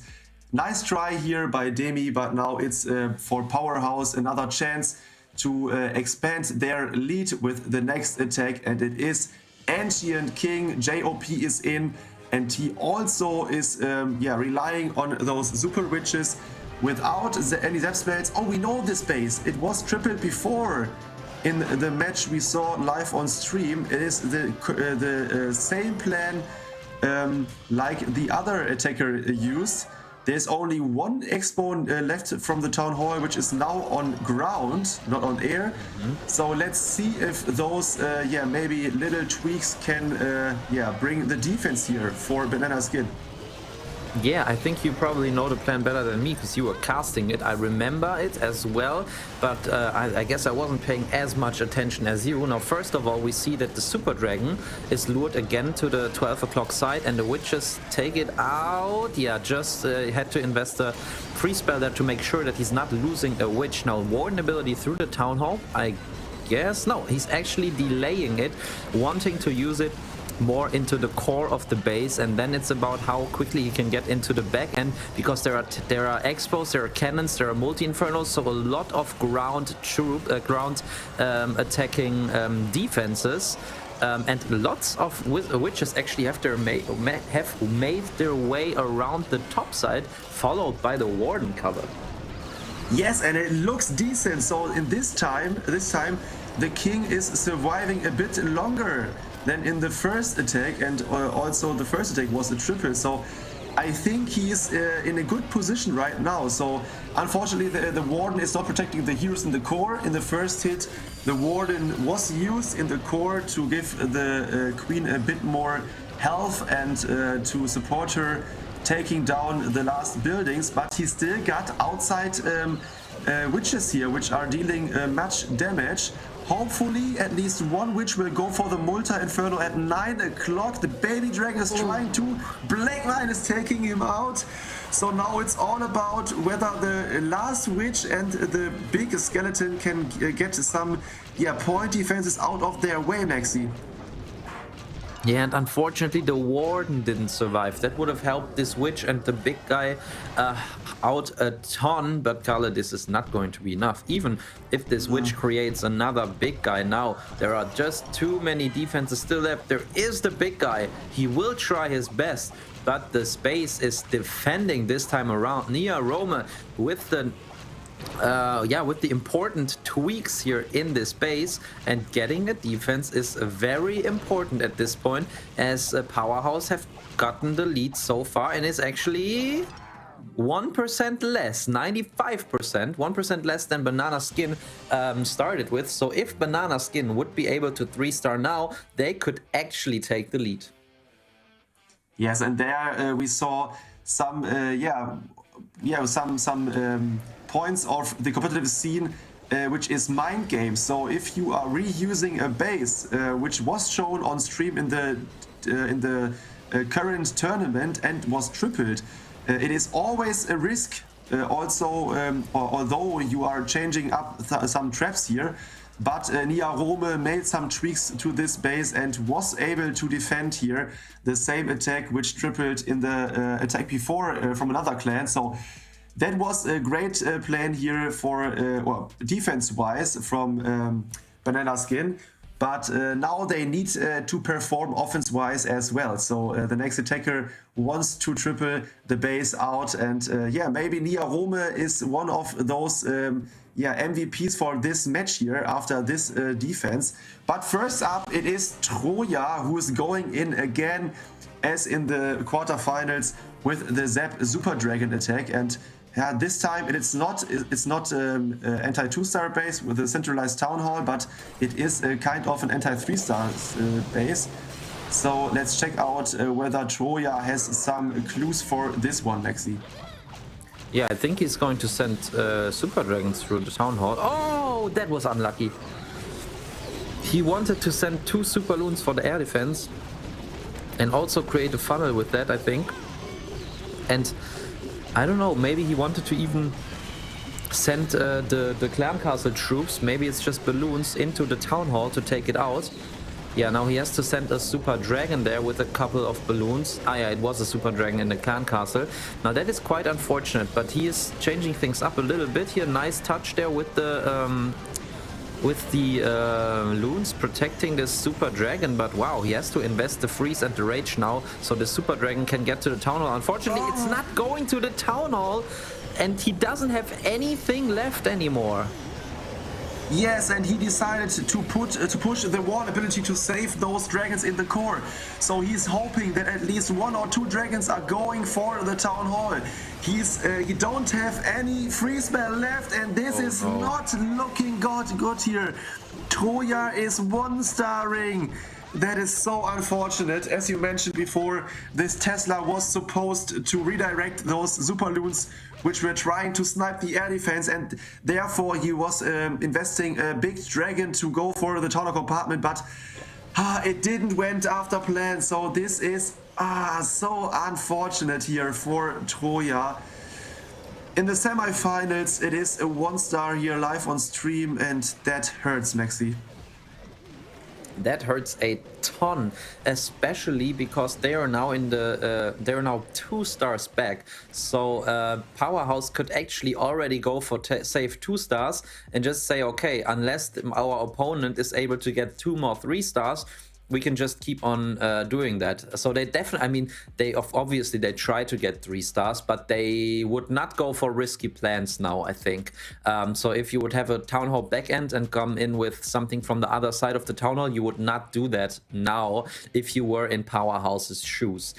But why I said it was so unlucky during the attack is because Troja tested with a minion actually before if there were any Teslas. But he sent this minion slightly from a different angle, so it got stuck on the outside elixir collector, I think. And then when he deployed the rocket balloons, they triggered the Tesla actually, and it was so close. If he would have deployed them like a millimeter towards the other side, probably they wouldn't have lured it. But then again, I think he could have reacted a little more safe on this. I mean, he still went all in with his troops there. Maybe at least the 2 freezes and the rage and another Super Dragon. I mean, something to make sure he gets this town hall. I feel like he was a little too relaxed there when things didn't go his way. That is true, but we saw already in the quarterfinals where Powerhouse got a 1-star too, that they are able to come back. So it is not over. Unfortunate, now they have a 2-star disadvantage here. In the quarterfinals, it was only 1-star, which they were able to overcome in the end with the last attack. So now it's Leonidas. Actually, he was the one who 1-starred in the first match, but hopefully, oh no, I think he wants to go for a multi-inferno too. Let's check it out. Yeah, no, it's only there's a second spell. So I think, he wanted to get the multi 2, and he is able to. Yes, nice one. So the skeleton, the Skelly Donut is working now here. There is a Tesla left standing in the core. Maybe there are some red mines around where some loons can end up and get killed. But let's see if he's able to get the town hall snipe done. Ooh, there are some mini bombs, but the goblins have arrived near the town hall and are taking it out. The tornado trap is activated too, and I think it's looking decent, Lexi. I think so too. I mean, the most important thing is usually in a Skelly Donut when you put down the Skelly Donut, and that worked for him, even though he misplaced the very first invisibility spell there. So very nice comeback. Now I hope the queen goes towards the inside following the king. Yes, she does. Okay, nice. But I feel like this wall break is supposed to lead at least one of his heroes into this multi-compartment. Now nice king ability to make sure that the queen gets into the multi-compartment. He will take that out of the way, and then it's time for another beautiful Lalo. We've seen that from Leonidas in his attack before. It was a very convincing 3-star, and look at this queen color, even getting the air defense. That is some great value. That is true, but unfortunate, I think he was aiming for maybe the sweeper as well. So now he's it's equal from which side he's coming. He's going for the eagle side. Okay, so there was the sweeper, although the other one got not taken out here. But yeah, let's see whether he can overcome the multi-inferno compartment by having his loons pushed away here from the multi-inferno. So there are only 2 loons, but he's still got 1 hound and 7 loons in the back. So I think he's yeah, really good here at this point. Yeah, the haste spell brings the loons to the multi-inferno, and I think it's all about having the time to finish off the base, cause at 6 o'clock there are some storages, but he's placing down some minions, and I think he's good to go, Maxi. Yeah, it would be nice to get a loon split, but yeah, nice. The cannon will now fall at 12 o'clock, so that means all of the balloons actually do split. Now 20 seconds, look at this color. The storages, I think he will get them in time, but the enemy king, if he protects one of the platforms and all of the troops go to the king, that could be hurting a lot. 7 seconds. Maybe it's even the storages. Yeah. Come on. No way! Oh God! Oh, with a slither of health. The platform of the queen is surviving. Oh my God, that was lucky for the defender here. Oh, the minions, I called it. The storages at 6 o'clock, if he would have deployed those minions maybe like 10 seconds earlier, they could have potential to clear the platform of the queen as well. Oh my God, Leonidas, that was such a nice attack here after this Skelly Donut in the core, the Town Hall snipe with super goblins and the nice hero dive. It was a good attack here in the end. So many loons are in the air, one full life, so many pups, but it was not enough. It is a 99.9999 percentage here for Leonidas. Unfortunate, Maxi. Yeah. It's easy to say afterwards, but I think he could have just deployed the cleanup minions at 6 o'clock way earlier, like just after his Lalo was there, so he held them actually for a pretty long time. But in the end, I mean, it's just unlucky if that happens where the last building is like 1% away from getting killed. Anyways, talking about kills, Killer Dawn is now in, and that is nobody else than Soham, who some of you guys might know from the competitive scene at Town Hall 15 as well, and he is coming in with the Zap Super Dragons. Already zapped out some defenses there on the outside, one of which was a air defense, and thus creating a little bit of a funnel for the Super Dragons, who he sends in now. Heroes on the outside, and Kalle, once more, it's about the Town Hall takedown. Yes, and this time we see at anti-2-side base is yeah, he's going in from the Eagle side, so he wants to get rid of the artillery really early in the hit here, and that is happening now. Now he needs to focus here on the core, so there is an Expo, the Queen and the Town Hall, and he hopes for, oh, the one ability was really early, but he's protecting now the dragons from some black mines and red mines here in the core, and now the sea is coming out. Hopefully those dragons can survive those chambers there, cause in the back of the base there is the multi surrounded by a Tesla farm waiting here for his dragons to come. Yeah, but nice. Rocket balloons are unfortunately finding one seeking air mine there, but look at this queen still going strong. She's protected or tanked for by the Super Dragons. But I mean, I think he's got this. One Super Dragon actually laying free all of the defenses. Now, the Queen with her ability can take out most of them. Come on, Super Dragon, if you can get one more building. Yes, he can. Okay, now Queen ability. He has to get one of the point defenses before her ability runs out. Oh no, she goes to the... Please, Queen.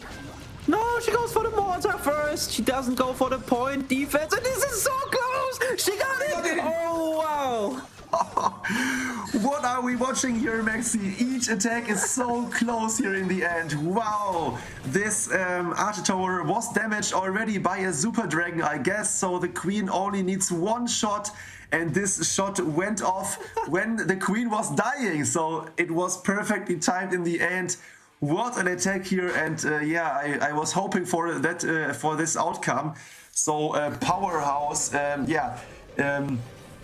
yeah, it's still in the 2 stars behind, but it is going back and forth. So those attackers here are well deserved in the semifinals, because yeah, they can triple.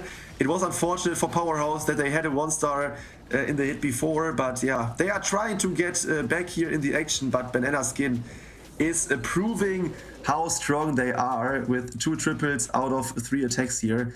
Big GG, that was a nice attack. Yeah, actually, Banana Skin just was the one just attacking, so they got the 1 star before. Sorry, yeah. Yeah, no worries. But so now it's actually very interesting because of the 99% from Powerhouse. Banana Skin have now gained a star, so it's actually 7-6, even though they had the 1 star. And like, it's crazy because Powerhouse their worst attack was a 95% 2 star, but because all of their attacks were so close, but some of them not a 3 star, it's actually still close between both of the teams. So if Powerhouse do not 3 star, Banana Skin still has a chance actually, Kalle. Yeah, sorry, I was mixing things up here after those intense finals of those hits here.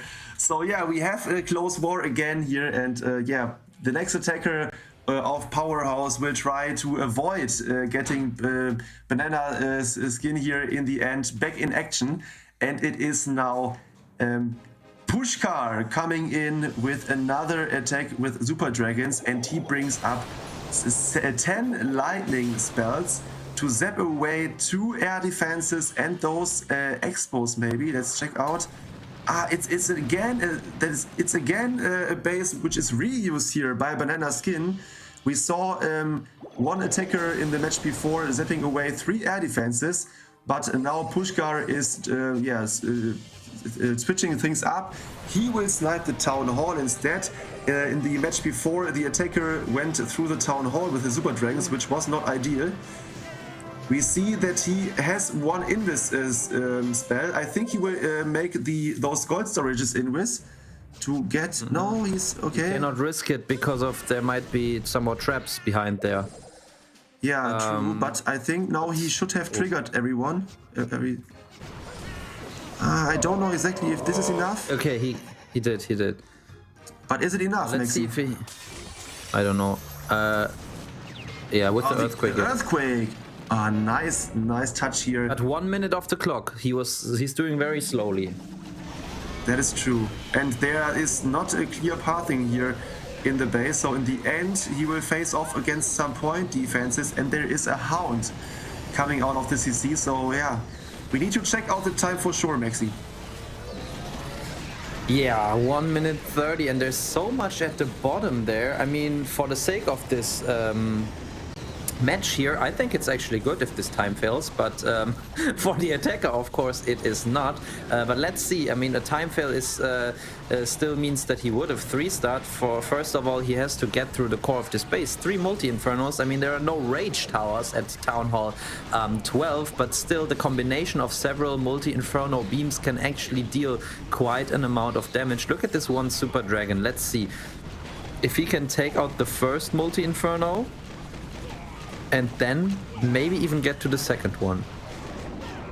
Yeah, but he is going for the gold storage. So, and yeah, all of the other dragons are surrounding the base now. They are outside helping the warden and the queen, which is beating the wall. So they switch things up. The queen is going in the core of the base and the dragons are outside. Okay, that's interesting. Yeah. he still got the Queen ability, which he should use soon to get some time off, or some time advantage here. The dragons are unfortunately a bit slow here without a rage. He will not be able to make it in time around the whole base here. So it is a defense for Banana Skin, and yeah, that big can one. bring Banana Skin back in action, Maxi. It's actually a big defense. What are we at? Like 70 or 77%? He's not gonna get way over 80. So that means that we're actually, again, very close. Remember, the 1-star was a 77% for Banana Skin. And now we see an 80% 2-star. Let me check real quick. So that is actually, if Banana Skin now 3-star, they are exactly 1% apart. One building that is apart. So things are getting heated up by the teams. But first of all, of course, Banana Skin have to 3-star. So pressure is on for them. But we've seen them. No, we've actually seen Powerhouse come back from a 1-star in their quarterfinal match. And let's see if Banana Skin can do the same thing now. Yeah, hopefully, and we know that Nia Rome, which is really creative with his hits, is coming to hit for Banana Skin soon, but also for Powerhouse, Ketano is waiting, so I think, yeah, this match can be really, really nice to see. And there he is, Nia Rome is in, and he's also doing a Skelly Donut here. The CC is getting taken down here. The Multi Inferno 2, so now we need to check out what his plan is, and he is the first one who brings a big amount of Hog Riders in the mix here. Oh, wow. So he's again doing some crazy stuff. This looks like a kill squad, Maxi, with some bowlers in the mix. Yeah, I wonder if the bowlers are for the Town Hall, so he can bowler bounce, freeze rage, bowler bounce something. But actually, I think no. Oh, the Queen! The Queen just came back. Wow, that was close. But everything converging in there, and he will be able to get. Oh no! Okay, the Barbarian almost activated the Town Hall. Now King going for the Town Hall. Great job. Oh, this is looking so nice. Oh, the Golem. The Golem is for 12 o'clock, I think. Yeah, there it goes. It's crazy. Yeah. And especially the one ability covered everything. Also the Headhunter, which was sniping the Queen down. So perfect. Now he's surgical hog dropping here to get down all the point defenses here. Super Barbarians are joining the Golem, which is tanking everything. Nice invis spell for the Queen and the Ward in the core. He still got a free spell and an invis spell. So this is another creative and crushing attack here by Nia Rome. Wow, what an attack, Maxi. That is freaking beautiful. Nia Rome, GG. That is entertainment on the highest level there. Such a great base identification. Oh, the Giant Bombs almost killed everything, but still an amazing attack. Great plan. So creative. 5 invisibility spells. And I mean, the scores are tied, if I'm not mistaken. I think it's a 9-9 now. Yeah, it's 9-9, and we have a 0.2% difference between the teams. So I mean, in fact, it means that if Powerhouse get a 3-star now, they win, no matter what Banana Skin do. But if Powerhouse do not get a 3-star, then Banana Skin have the chance to still get this after the 1-star. And remember, their last attacker is Hades, who before was able to get the winning 3-star in his very last attack for them. Wow, wow, wow. So this attack here is shown in the replay was incredible. I think Nia Rome is maybe the most creative hitter in this tournament right now. Although, let's see us again of Powerhouse had a crazy attack too in this match here. So yeah, you see it at the bottom below what Maxi mentioned. 0.2% lead here for Powerhouse before the last hit. So yeah, this is going to be crazy, and it is Ketano hopefully. Although maybe it can be Piyush, but I think Ketano should be the last hitter now for Powerhouse. And then, as you mentioned here, Hades will kick things off here for Banana Skin. So, yeah, crazy stuff here in the semifinals, and these teams are so strong, Maxi. Yeah, they are, and you are right. It is Caetano who will be doing the last attack. And remember, he did a clutch 3-star, or was able to get in a clutch 3-star for his team, for Powerhouse, the last time he attacked. It was with the Dragons, so let's see if that's what he's bringing to the table once more. Yes, he is bringing them. He's also zapping, I think, 2 air defenses. Yes, and he's got 13 rocket balloons. Let's emphasize this one more time there. So that is a lot of rocket balloons to snipe off defenses here, and it seems like he's going to go all in from the bottom of the screen. Yes, and hopefully he has plans for the back-end Eagle here. So currently the Eagle would be like under the last 10 buildings here of the map. So yeah, now it is time to show whether those push here through the core of the Dragons can get everything out. He's going for the multis with the rocket loons. Oh yeah, that is a possible thing here. He has still 2 freezes in the pocket. And yeah, he's sending his heroes for the Eagle at the top of the base. So now, nearby the Town Hall, the Dragons get pushed away from the Giga Bomb. That is a nice thing here, caused by the sweepers. And now, yeah, there we go. He's aiming to take down the multis by sniping them with rocket loons and freezing them, I guess. Maybe he's... Oh no, he's holding off the freezes. Hopefully the multi goes down. Yes! With the drop damage, it is finally going down. So now it's all about getting the second multi and the core expo, Maxi. Yeah, the Queen in her ability going for a wall. Okay, she survives this core expo. You said it. He needs to get there. Okay, he freezes, so this one rocket balloon can... Now Queen will run into the ward and she will be sniped off. There she goes, dead. 2 rocket balloons left. The core expo is full life. This is not... I don't know. The King has got a lot of health left. Now we have 2 rocket loons. Maybe he can go for the sweeper with one of the rocket balloons. I don't know how much HP the Super Dragon has left. King making his way into the multi. Maybe he will also send the rocket balloon. Okay. To tank. I think the Super Dragon is low. I think the Super Dragon is really low, and I think he will fall short. Yeah. Yes. Oh, against the sweeper is hurting the Super Dragon so much. That is unfortunate here for Caetano. The last attack here for Powerhouse, and we recognize they had 1 building lead. So now, after they 2-starred, a 90% 2-star will give Banana Skin the victory here. Is this correct, Maxi? That is you said what? I mean, 90% 2-star. A 3-star will get the victory. Caetano scored 88%.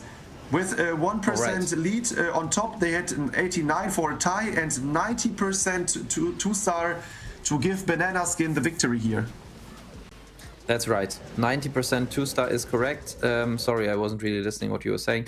And it could be a tie as well if they get an 89%. And so far, Banana Skin actually have the time advantage. So and by far. So if they get a 2-star, 89%. They will win. So that is the benchmark now for Hades for his last attack. And wow, the voice chat must be going crazy with these guys. You know, maybe he was planning on the 3-star. Maybe they had a safe 2-star plan as well, and thinks Caetano's base attack goes completely south. But at this point, it's really tough, you know, because 89% 2-star is quite high. So I think you might as well just go for the 3-star plan anyways, because that's the most likely to get that many percentage points, even also for a 2-star. Yes, and Hades, the last attacker, this attack is worth $250. So if he can overcome those 89% 2-star, he will secure the win here for his team in the semifinals and will get them to the finals where they have $500 safe. And there he is. It is an anti-2-star base, Maxi, and he's doing a Lalo attack with a hero dive without some jump spells or something like that. So he's aiming to get the Town Hall with his Lalo. Wow. That is really crazy, and I don't know. I have no idea if this works. I mean, well, is he even going for the Town Hall? He doesn't have another wall breaker. He doesn't have a free spell either. No. He's going with a Lado for the Town Hall, yeah. Oh, okay, sorry, then I misunderstood. Okay, nice invis, but I hope he can get the value with the queen. He might have also planned to get the enemy queen, or hoped at least. He's got 3 headhunters, so he also has a plan for her to take her out if her queen doesn't get her. But now, yeah, Kalle, you go. Can we get the Town Hall or no? Yeah, that is a question, but he don't only need the Town Hall, he also need percentage. And therefore he sent some minions at the top of the base to clear those percentage. But now let's focus here on the core of the base. It looks decent so far. Oh, he misses the sweeper with the freeze. I don't know exactly why. But there we go, now the sweeper is also freeze. Ranged and Warden combination to take down the Town Hall. That works really fine. There is a tornado trap. Oh, he needs to take down the multi-inferno. No, he has two poison spells with him, but only needs one, but it looks decent. The last elephants got taken down, and with 1 minute 12 seconds only for a cleanup, this is an overkill. Can you believe that, Maxi? That is insane! This match is bananas. Bananas.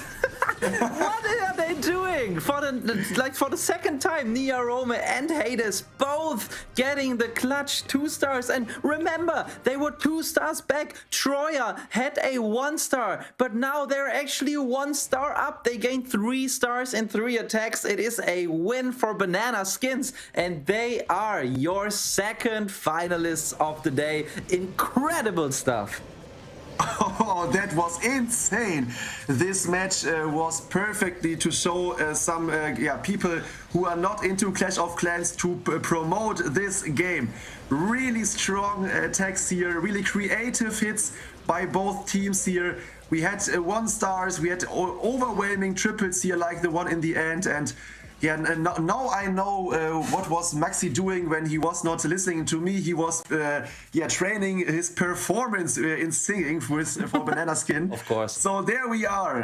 In the finals, we have now Banana Skin facing off. We saw them before, the Noob Dust. Then these both teams will be aiming for the victory in this tournament. The Snapdragon Pro Series Town Hall 12 Retro Cup will be decided tonight, and incredible. I hope that Banana Skin can perform as well in the finals, Maxi.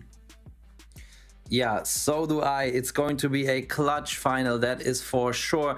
A Banana Skin with 3 stars and a 96% 2 star next to the 1 star. But it definitely shows that they are the offense strongest team next to the Noob Dust Den, who are already in the finals. We said it. Noob Dust Den getting 14 stars, getting 13 stars, and now Banana Skin also getting 3 stars at least. So without the 1 star, if they could get rid of that for the final, that would be great. Then we would actually have like an equal playing field between those both of the teams. So Troya, Banana Skin guys, go try to get some town halls just to make sure you get that in the final while you're spinning the war, and then I think we will have a incredibly close final, and whoever wins this is going to be the new Town Hall 12 champions.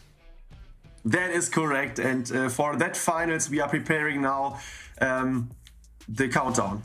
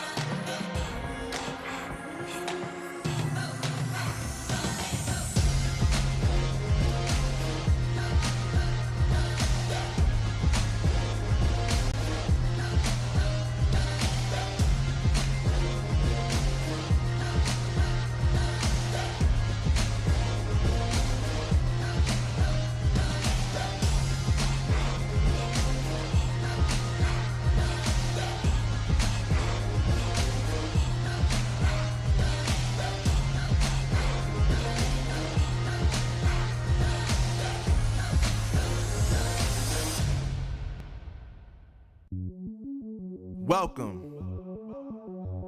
to the place where dreams come true, where everything you want can be yours, if and only if you're willing to work for them, you're willing to hurt for them, but most of all, you're willing to be first for them. Look, I'm going straight to the top. I don't know how I would stop, like it or not. I got some goals that I'm hitting. You hear what I'm spitting, it's hot. Look what I got, whole lot of passion and pain. The road to success is insane. Stay out my lane, cause I'm on a mission. I'm getting what stands in my way. Yeah, I'm a beast, I wouldn't play with me, baby. The way that I'm training is crazy and I do it daily. You wanna talk about drive? I got more drive than Mercedes. I've never been lazy. I'm in the room, it's a red alert. You wanna compete? Well, get better first. I got 10 toes in the dirt, push through the hurt just to show them my worth. I'm the best. Yeah, I'm the best. I never stress. I know what's next. I'm who they test, like we playing chess. But I'm unimpressed, so now let me flex. Yeah, I'ma work through the struggle and hurt, cause I know my worth, and I gotta be first. Yeah, I gotta be first. Look, I don't want anyone's sympathy. I understand what is meant for me. I give my focus and energy. If it's meant to be, then it's meant to be. But mentally, I'm undefeated. They hear that and say I'm conceited. Like there's no reason. Like I don't beat them and come back again just to teach them that when you work under pressure, you reach higher measures. They'll try and bring you down, but you cannot let them, and only get better and focus on cheddar. Eye on the prize and you'll become a legend. Like, when I'm in the room, it's a red alert. You wanna compete? Well, get better first. I got 10 toes in the dirt, push through the hurt just to show them my worth. I'm the best. Yeah, I'm the best. I never stress. I know what's next. I'm who they test, like we playing chess. But I'm unimpressed, so now let me flex. Yeah, I'ma work through the struggle and hurt, cause I know my worth, and I gotta be first. Yeah, I gotta be first. They don't know what's gotten into me, how'd I turn pain into energy. Through all the struggle and hurt, remember my worth, and that's why I gotta be first.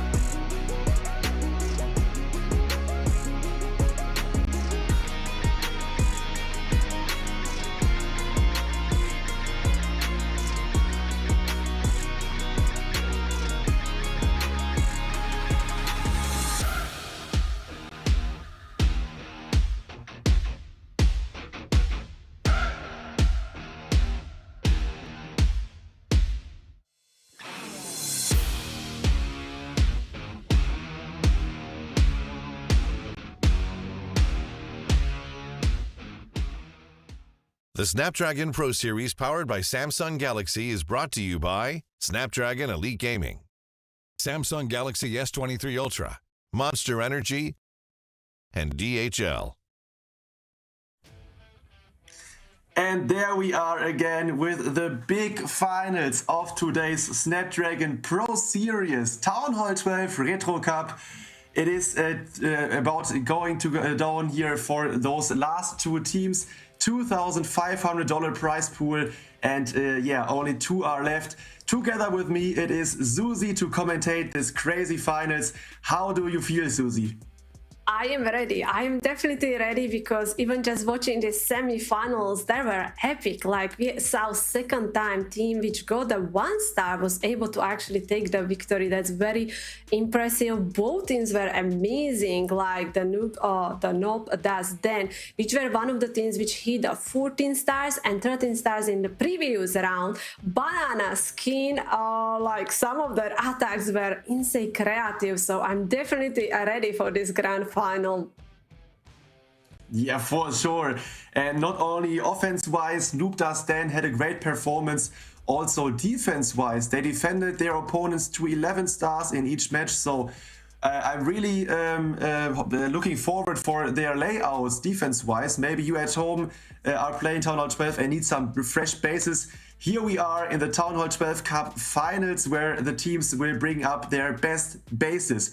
But first, let's have a look at the lineups of those teams. Already, we saw them already in action before, but we should surely name them before here, going into the big finals. Noob Does Den with a great performance, outstanding scores here, are the competitor of Banana Skin, who proved themselves in the last match to get a huge comeback here against Powerhouse. But first, the Noob Does Den team consists of VRB, Maxit, Sharkchishi, Senshis, Harshal and Marco. Oh, some really tough names here in this lineup. Mainly from India is this squad ready to get the trophy here in the big final, Susie. Yeah, they are definitely ready. They got some big victories. They got some insane defenses and as well some OP attacks, but they don't have easy opponent here. They will go against a Banana Skin, and when we're gonna look at their lineup as well, their lineup is stacked full of pro players, I would say. Hades, Troya, Soham, Nairome and Demi. I'm especially impressed by Nairome, some creative attacks, but grand final, only one match left. It is single elimination. If you make the mistake, you know, it will be hard to recover. So we will see. Can we talk about a little bit about the prediction? What do you think? What will be the not just asking about which team gonna win, but also want to know, do you think we will be seeing like high star match, or do you think that's gonna be a lot of defenses? Oh, I think both of those teams prove that they can offensive-wise analyze the bases really well. So they are sorting things out and doing such great attacks and really difficult plans here. I think we will see a 13-13 maybe, but in the end, I think Banana Skin is my way to go with the prediction. How about you, Susie? Yeah, I like that logo. That logo of the team is so cute, that banana. But yeah, I'm hoping for a very close match. So far, we were really lucky with the grand finals, which we were able to cast. There was so many wars were decided by the person. So I would like to see something similar. Yes, like if that can be decided by the percentage, I definitely would enjoy the war. But before we're gonna go to the match, we also can say there are some ban troops. Give you a reminder, this is a little bit more difficult because we are banning healers, we are banning the heal spell, and also they are not allowed to use the siege machine. So maybe we'll be seeing again a lot of anti-2 bases, but I have feeling that now we even seeing a lot of anti-3 bases here. Yeah, that is true. And to remember, in the first Town Hall 12 Cup 8 weeks ago, where Bang Bang, the French squad, won in the finals. It came for the final hit. Bang Bang needs in the last hit a 95% 2-star, and they got a 97% 2-star. So that was really a close one in the end. So I hope that this final, which is coming up right now, is as close as the first one. So yeah, I cannot wait for the first attack to happen, and for this I hope that the teams are prepared to remember. Yeah, in these matches, the wars are 45 minutes long, and the first attacker will attack when the timer is at 37 minutes mark. So they have only currently 8 minutes to plan the first attack, and hopefully the first attack will bring them not a 1-star to kick things off. Banana Skin against the Noob Dust then is our finals for today's cup here.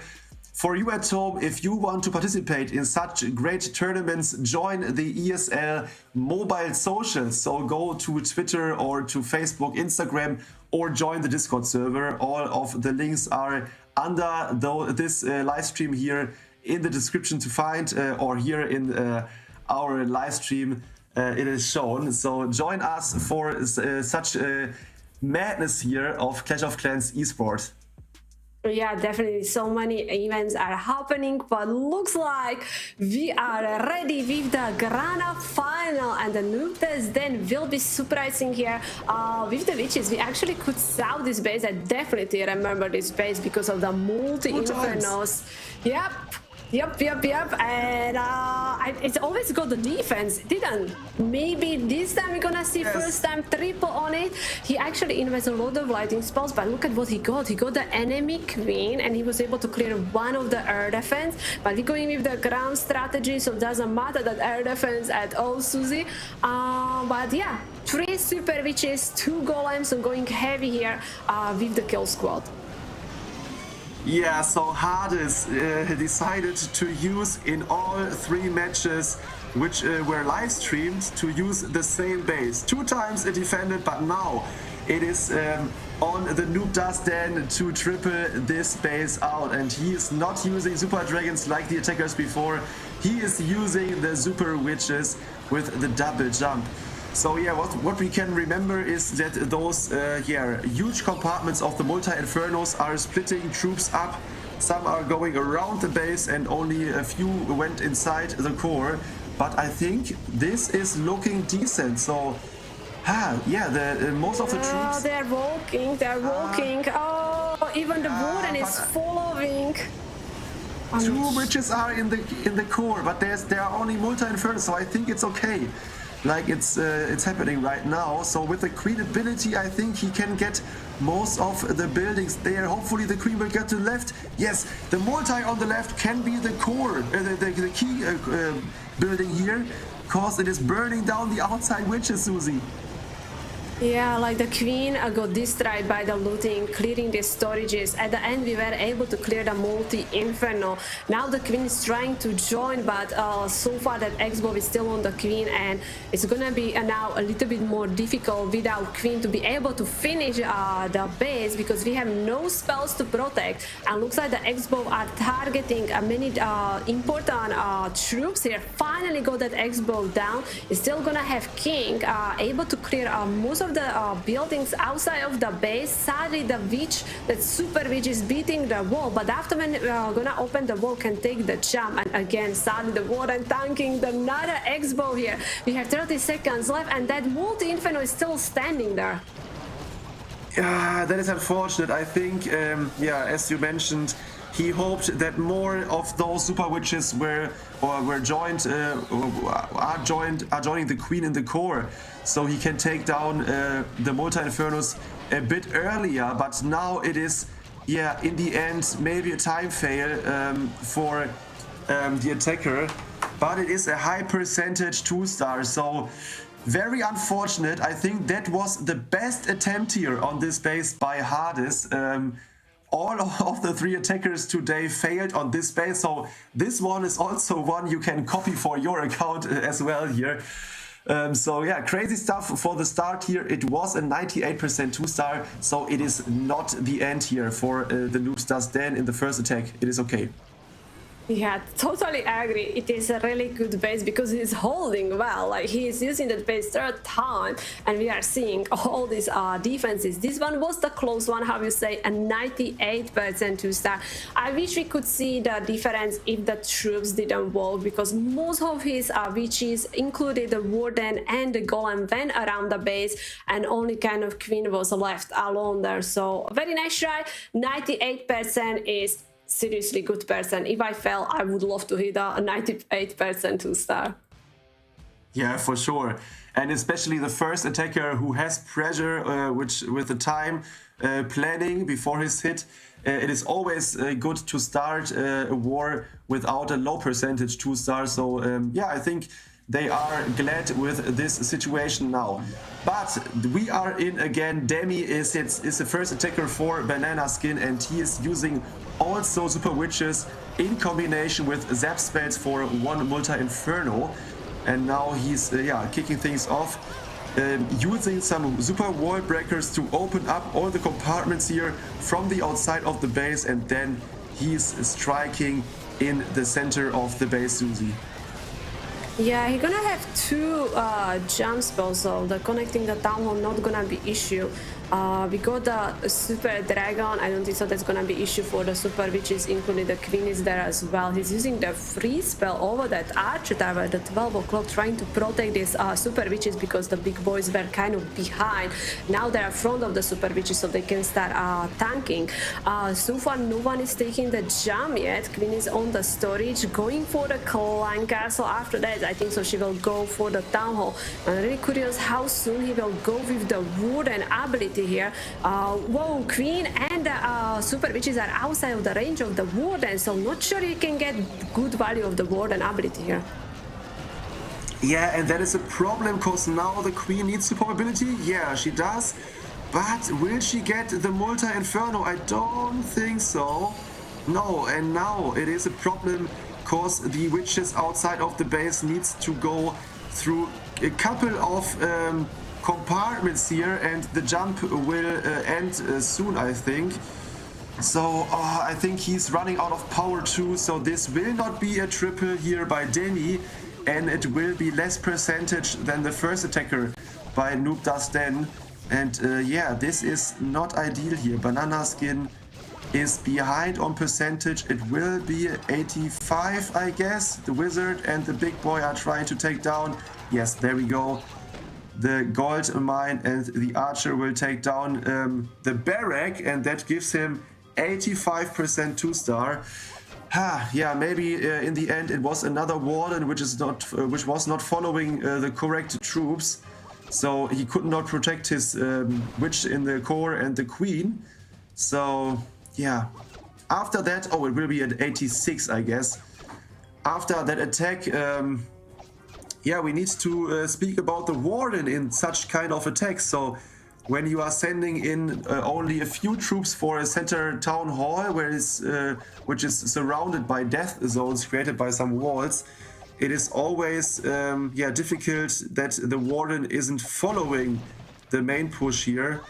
So yeah, Demi is in the end gaining 86% 2-star. It is decent, but 12 buildings behind Noob Does Den.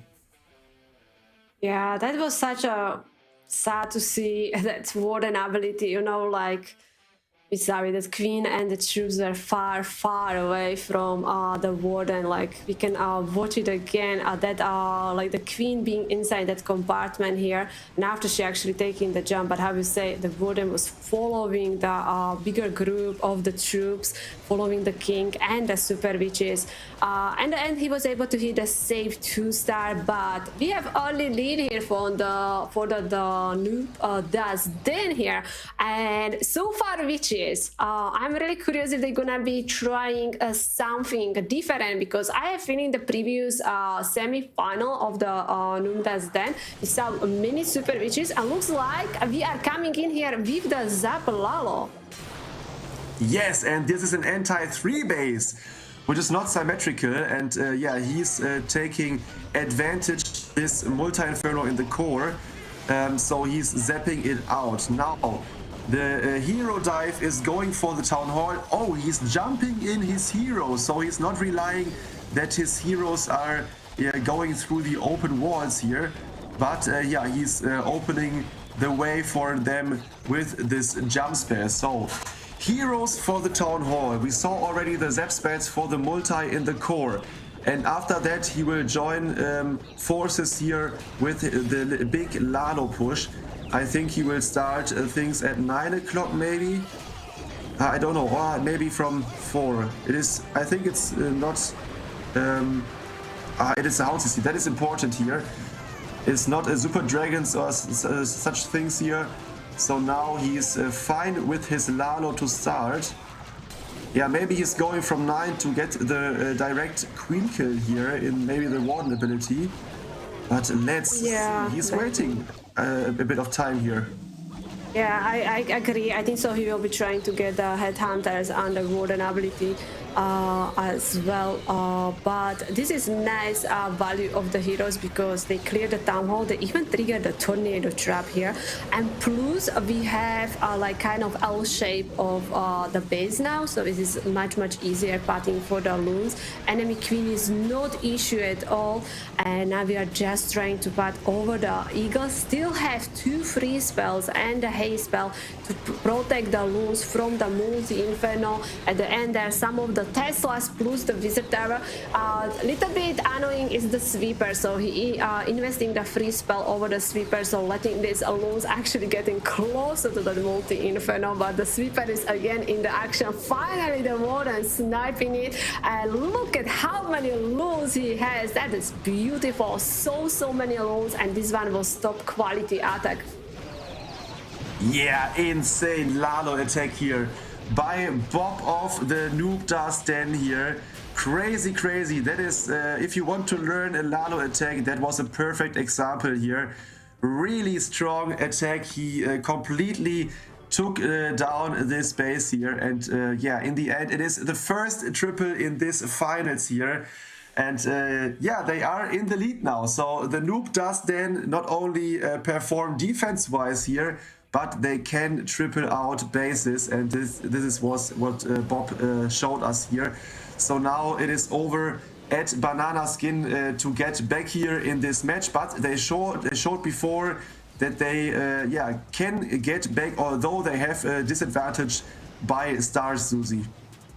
Yeah, this one was a really perfect plan for this base. Like, I really like how much the heroes got. Even the triggering the tornado trap, that was a beautiful bonus. And also, like, we have that L shape, so the pathing for the loons was beautiful. Having these headhunters and the warden ability as you are also protecting the loons, that was perfect, and seriously strong attack. And I don't know, I still feeling like we didn't see that many Lalo hits, and it was nice to see. So we'll see how the Banana Skin will answer, but this is putting the pressure on them because they're already behind on the percent, and if they want to keep up in this match, they need to hit a triple as well. And looks like we are live. Shivam, I believe so. That is his icon coming in here with the scary donut, but we are making the Inferno invisible already twice. That is unfortunate here. It is Zoham who's the account. Oh, sorry, my bad. So no worries. I just want to say it because Zoham is really known here for his total 15 skills for sure. But at this point, he missed the Scary Donut a bit, so the Clan Castle is down, but the multi in the core is left standing. So not ideal here, the start for his attack, but that is not, that can be not a big issue here. The snipe from the Town Hall is working well, the Town Hall goes down, boom, Gigabomb, and the tornado gets triggered. And yeah, I think it's looking decent so far. Now we need to check out his Lalo, whether it's perfect like the one before from Dendas here in this match. He opened the wall for the multi multi-inferno, but most of the troops went around, and Queen now gonna be forced to use the ability. She's still far away from the multi-inferno, so he is investing the invisibility spell and also making the storage invisible. That was smart play, but sadly there are the skellies, which, oh my, wow, he still got it. The Queen was able to snipe the multi-inferno. That was epic. And now let's go Lalo. So we saw OP Lalo from opposite team. Banana's King as well now alive with the Lalo, using the haste spell and soon Warden ability as we are going for the core of the base. But sadly the loons got pushed away from the haste, from the multi-inferno, and that could be a huge issue here, Kali. Yeah, for sure. Those multis are burning down those loons here from the sky. There are some loons going for the core multi. That works, but the other multi is left standing, and especially two expos are alive too. So this is surely not getting a triple here for Zoham. Unfortunate in the beginning that he missed the Skelly Donut for the multi-inferno in the core. That was not ideal here. So Banana Skin is like in the match before, behind on stars. Yeah, 5 stars for the noob Dustin and only 4 for Banana Skin after 2 attacks. But it is still close here. We need to check out the next attack, Susie. Yeah, sadly that Skelly Donut, if he got a multi-inferno, definitely would make this Lalo much easier. And I recognize this base. We could saw this base in the previous round in the semi-final, and I actually got the defense at base as well. So yeah, interesting. We are seeing bases, same bases again. I'm guessing they are maybe just changing the traps. It was second Lalo attack, but the first Lalo fail. Really so close. Like even now when we are looking at it, he got a split with the loons. He was able to actually get a multi-inferno in the core of the base, but the multi-inferno at the end was way too much. So still nice try. There is still plenty of attacks left, so it's not over for them. But so far the noobs that's then with the lead here. Yes, and they are showing their strength in defense as in the matches before. So they only got 11 stars in the matches before defense-wise, and yeah, Banana Skin is also struggling here on those bases. So maybe this is also a big game changer if you have a really strong base building team in the back, which is delivering good quality bases here. You can win such tournaments, but we already saw only 4 attacks, 2 of each team. So we have 6 in the store for you, and the teams are trying to get rid of yeah, those bases here. So we are in with another Zap Lalo attack here, zapping away an Expo to create pathing, I guess, and an air defense. So let's check out the big golem in front. Maybe he will put 1 hero behind. The queen is coming, okay. Maybe he's sending in his king for 1 multi-inferno and is laloing the rest of the base, Susie.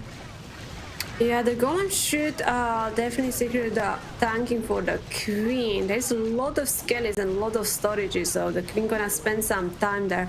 But it doesn't really looks like there is a lot of like dangerous defenses. Like the queen is already targeting the town hall. He decided to use the invis on her, so that means she can clear a little bit more as well. And you were right, he is sending the king for that multi-inferno here, but we still have 1 multi-inferno in the core of the base. Wow, nice. Queen even triggering the tornado trap, even better, using the ability. And there is always, I swear, always when I see people are using the queen ability, there is the giant bomb. You know, the archers disappearing in the second, but can the king still get a town? Oh, sorry, a multi-inferno.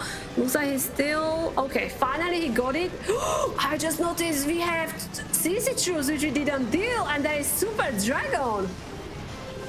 Oh my god, and the queen is, the enemy queen is still alive with a slither of health. So now he needs to take down the queen and the super dragon, which is causing trouble there in the core. And it is not looking that strong here anymore. He's still got 2 freezes and a rage. So he needs to rely or to keep the ward ability here. There we go. Warden ability is getting used. And now we need to check out whether there are some red mines. Oh no, the loots are dying, and there's still one expo in the back.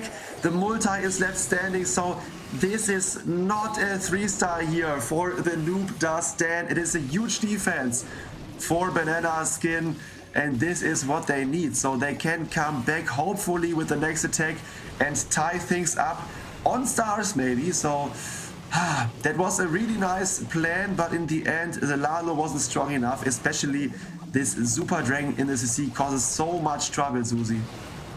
Yeah, I think he just like kind of took the risk, because when you check his spells, he has 2 poison. So I kind of have feeling that he was like, okay, doesn't matter what CC is there, I have 2 poisons, so I'm gonna be able to handle it. But also, as you say, there was the enemy queen which has 0 HP still alive. He actually was able to take down the enemy super dragon. That was actually perfect timing with the ice hound to pop, because it froze the super dragon, and after he used the warden ability also protecting the ice pups, so they were able to finish it. But sadly that multi-inferno destroyed everything at the end, and it is defense, second defense for Banana Skin. So now they have opportunity to tie on the stars. I'm not sure how the percentage game will be. I think so this one was still very decent percent, but still they can tie on the stars.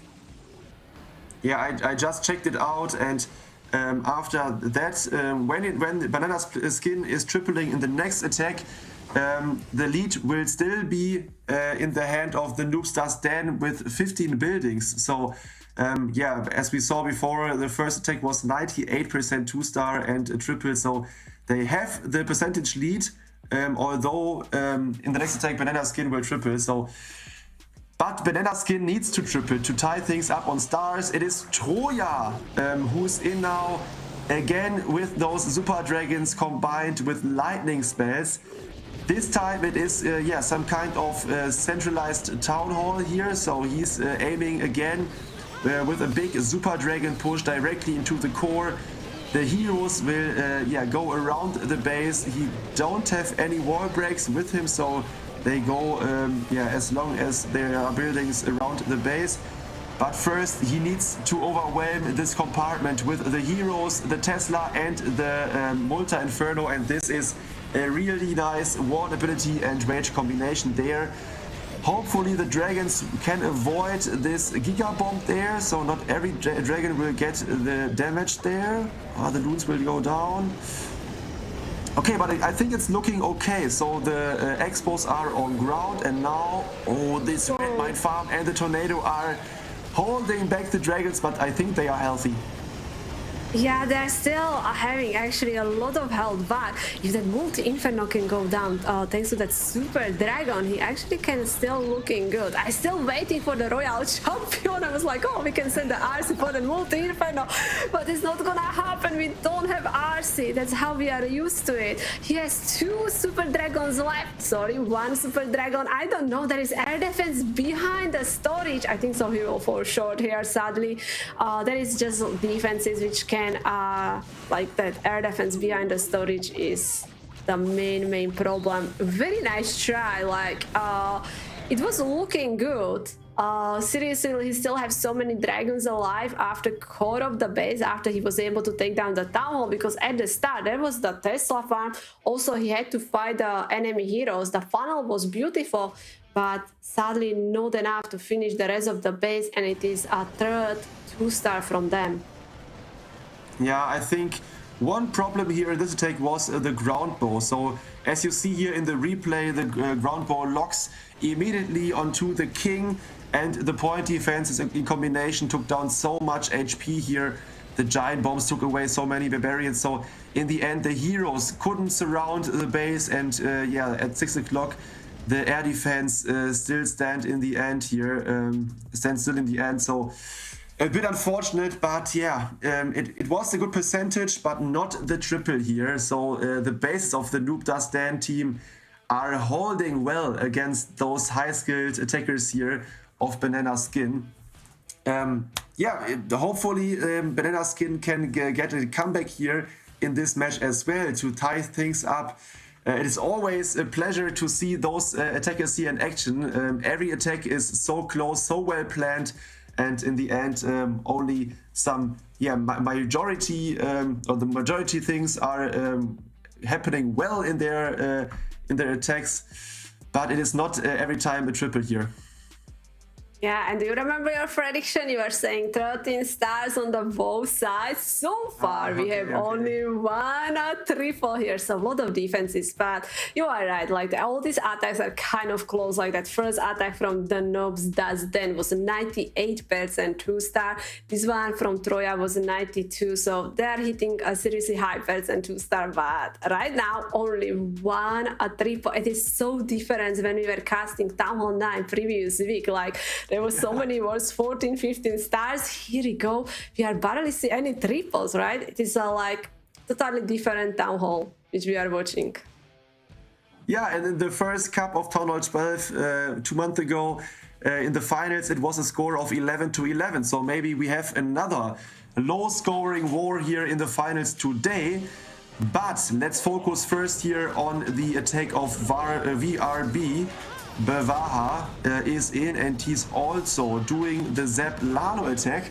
So the Noob Does Then is a team which relies mostly here on air attacks, using often Lalos. So now he's going for the enemy king here with his king, okay?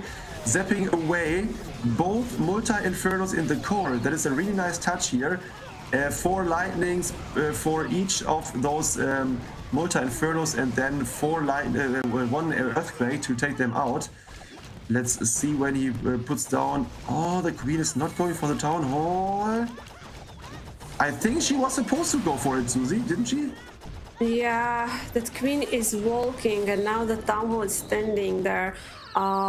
He's far away from activating the town hall as well, so he's sending. He wants to drop the loons. Okay.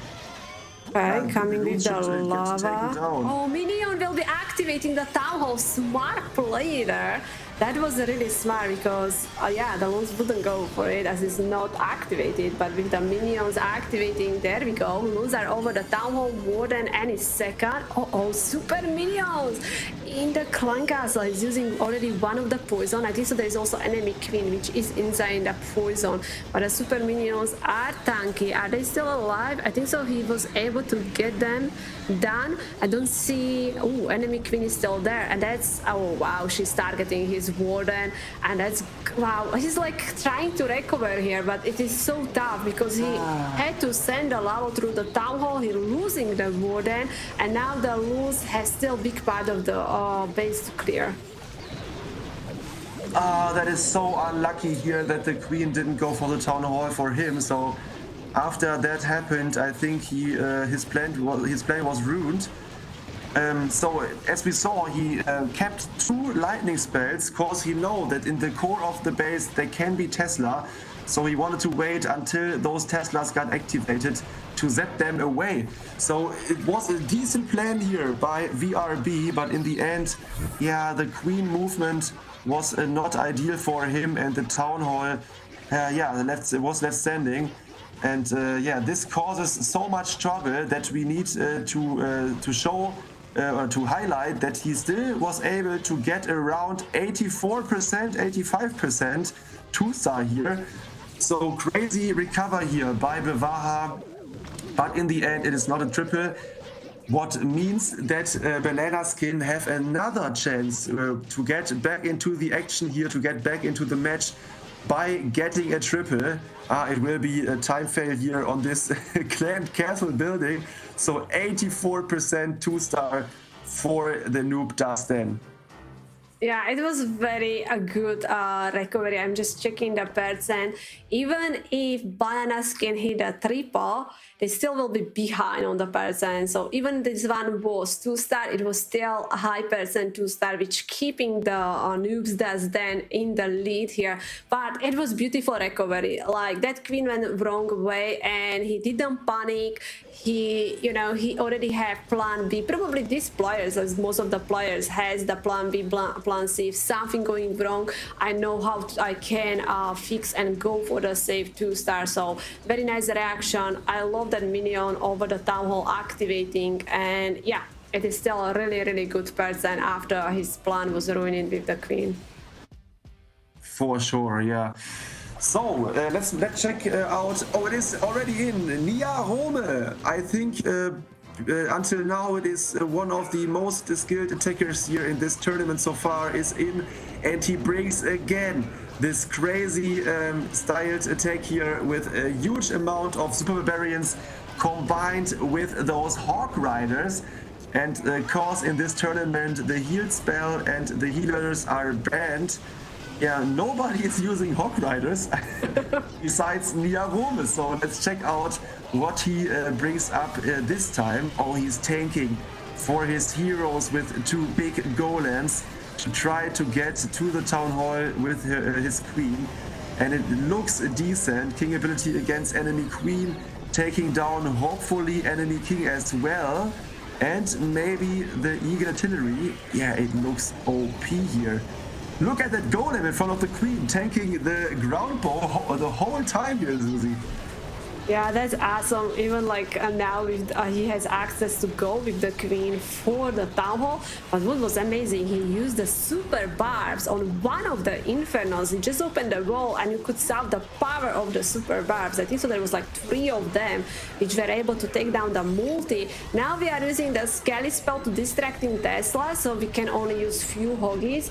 And he's doing like kind of surgical with the hogs, or like not deploying them all together, just trying to snipe the defenses around the base while his hero still doing the damage. He's using the freeze over the multi. Oh, some spring trap, so we have flying hogs, but these 3 or 4 hogs over the multi inferno should be enough. Is it gonna be enough for the clearing the base? He made the multi inferno invisible, and Ripperoni, that hog is going around.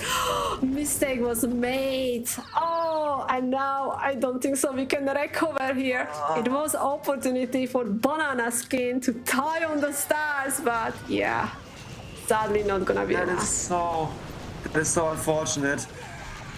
And also at the top of the base there were some really nice placed spring traps, which causes caused that some hogs were sprung away there. So also this base here is a really nice one. So yeah, Banana Skin isn't able to triple at after 4 attacks here, and neither Nia Rome is able to triple. 84% 2-star in the end, which means that yeah, the last attack of the Duke Dustin needs to be a triple to win this final here. So crazy stuff defending this high skilled team here of Banana Skin to 0 triples so far is incredible, Susie. Yeah, a lot of defenses, but how we say we haven't seen many hogs attacks. Actually, I think so in the first Retro Cup Town Hall 12, I think so was Sinti, which we went with the hogs without heal. I think so he had the name, or the there was like no heal or something like that. But yeah, like it is tough going with the hogs without heal spell, because you are more trying to get value with the heroes, and just hogs kind of on the side, you know, trying to snipe these buildings. It was interesting plan from Nia Rome, again going kind of creative way there. But it is hold, and yeah, like wow, grand final, we saw only 1 trip. The Noobdas then are very close to take the victory. We'll be live pretty soon with their final attack here, Kali. Yeah, for sure. And this attacker will be Maxito, and he is always another reuse space here by Banana Skin. So he's I think doing the same than the last attacker. Because I think percentage, a high percentage 2-star will give them the victory as well, because of their percentage lead. But now let's first focus here on this attack. So funneling at 6 o'clock with an E-Dragon. The same will be happening at 3 o'clock, I guess. And then he's going in with his main Dragon push for the Town Hall kill. In the last one, we saw that next to the Eagle Artillery there was one Tesla popping, so he didn't. He's not reusing, or he's not bringing again a bat spell to take the Eagle out, because that is not possible. But yeah, I think he's now going for the high percentage 2-star instead here. And Maxito is, yeah, this is the attack for $500 and the victory here in this Town Hall 12 Cup, Susie.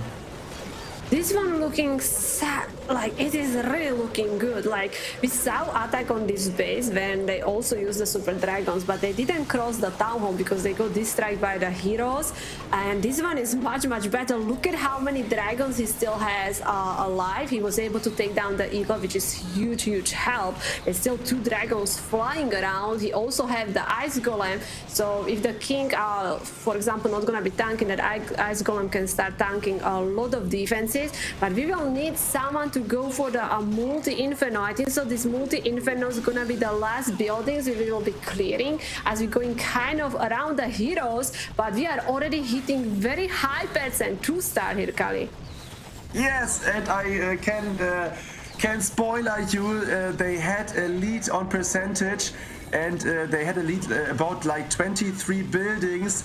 And if you have a look at the percentage right now, he already got 91% 2-star, maybe 92, and this will give them the lead. Although Banana Skin can triple in the end, they will not overcome then on percentage. So we see it already, it is only a 2-star, so they are finishing with 11 stars in the finals, but they will win on percentage for sure. GG to the Noob Does Dan here in this finals. Crazy strong base building, which gives them the opportunity to win this final, Susie. Yeah, actually they're winning the grand final with the 11 stars, so this means we saw only one triple. It's kind of like the hit rate went down because we saw the previous wars were definitely high stars, but that's what's happened when you have 2 amazing teams facing each other. You know, of course they are also getting some OP defenses, so congratulations to guys, they will be the winners. But we still have one attack left from Banana Skin. I'm sure they want to finish this war with the OP 3-star, Kali. Yeah, for sure. They want to show their strength. And yeah, meanwhile, I thought about what happened here to Banana Skin, because they performed so well in the matches before. They had amazing comebacks here with tripling like 2 or 3 bases each war. But in this war, they weren't able to get at least 1 triple in. So Hades is the last attacker here, and yeah, he knows already that although he can triple this base, they will lose this finals. But for sure, he wants to give us a show here for the stream. So hype things up here, Hades. They will get the 2nd place here in this tournament, and they will receive a big chunk of the prize pool here. So yeah, nothing to hide for. So let's focus here on this last attack, Susie. Oh, this base, if you guys were watching stream today, this was the base when we saw when the warden didn't follow the kill squad. I still remember that a warden staying outside the 3 o'clock side, but look at what Hades is doing. He's using the Invis spell to protect the super witches, because sadly the big boys didn't tank for the super witches, and that one super witch died on the bottom side, so we have only 1 flanks alive, which is on the right side. His super witches in the rest of the, or in the middle compartment, are doing well, but they're kind of far away of the multi-infernos. Like we don't have 2nd jump spell. Looks like they are splitting. That's good, because there is 1 smart witch which is going for that 2nd multi-inferno, but still it's gonna be tough to finish the base. For sure, but it's a long way to go. But yeah, maybe with the witch taking down the multi-inferno, and now the queen is helping her taking down the expo, he might have a chance. The 2 loons are dealing some damage there onto the mortar, tanking for the troops in the center of the base. But yeah, there are so many walls to overcome here to get the queen through, and yeah, at least She don't have any unicorn on her or a healer, so yeah, she's losing consistently health, and in the end, I think, yeah, he will fall short. Oh, that is a nice touch there. A Loon comes for the Archer Tower, and the free spell is protecting there. But the cannon, the Tesla, another cannon, and the Archer Tower. The Warden will try to overcome those buildings, but yeah, I think it is not enough. It is again a high percentage 2-star, but that gives in the end here a 10-star defense for our victory. The Noob Does Dan will come here on top of this tournament and are the champions of Town Hall 12. What a history here was made in this tournament, Susie. Yeah, this one was amazing. Another day of the Retro Cup for Town Hall 12. Big shout out to the Noob Does Dan. Amazing job by two. Like they got some big victories and actually winning this match with the 11 stars. So a very nice attack from them and also great job. But also big shout out to all teams which were playing, which made it in the top 8, which we had opportunity to watch. Let's look at the bracket. We can before that, let's enjoy the replay of the Hades. Like seriously nice try from him. Sadly, I think it would make difference if the witches which were outside of the base still were able to survive. It was close attack, but wow, Banana Skin finishing this match with the 10 stars. So huge defenses. Yeah, and that is what we always know. In those kind of Clash of Clans esport matches, it is always really important to have a really huge time of investment for your defense layouts, and this shows the Noob Does Dan, the victory of the Snapdragon Pro Series Town Hall 12 Retro Cup. They proved with their defense skills that they are the best, current best team here on Town Hall 12.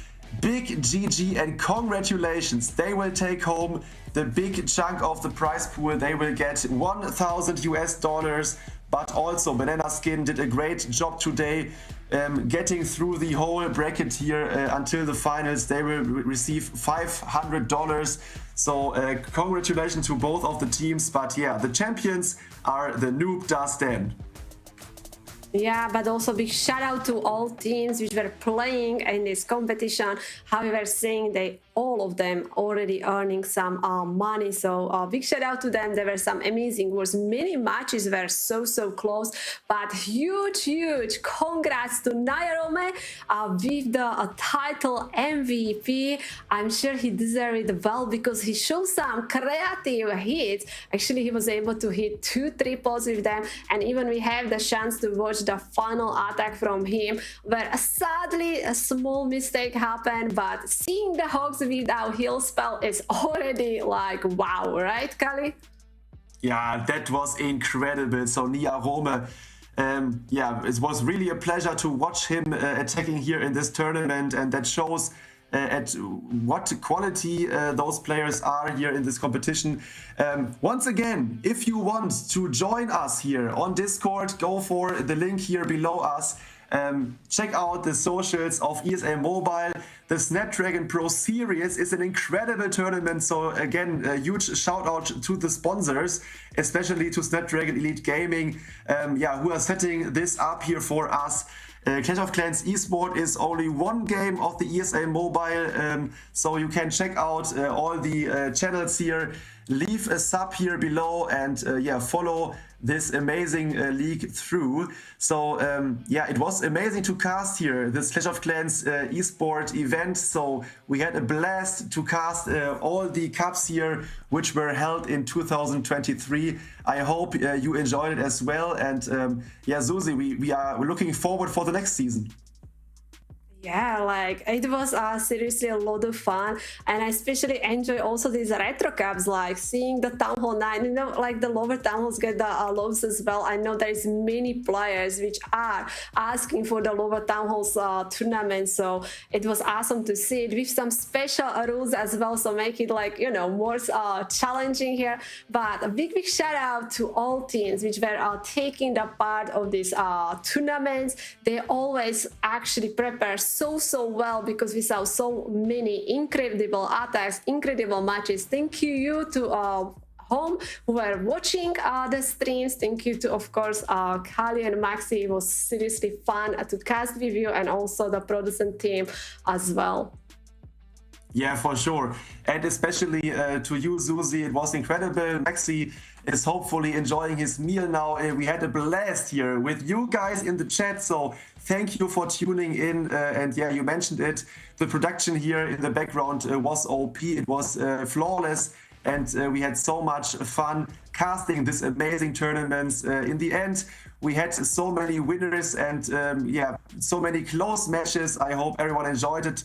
I always watch the chat here and read what you guys are messaging us. So thank you all for stopping by. One last thing, go and follow those channels here of ESL Mobile. Hopefully we will come back in the next season here of Snapdragon Pro Series. Until then, have a nice evening, enjoy it, and see you on Discord and socials. Bye bye. Ain't got no time for no fear. I work too hard to get here.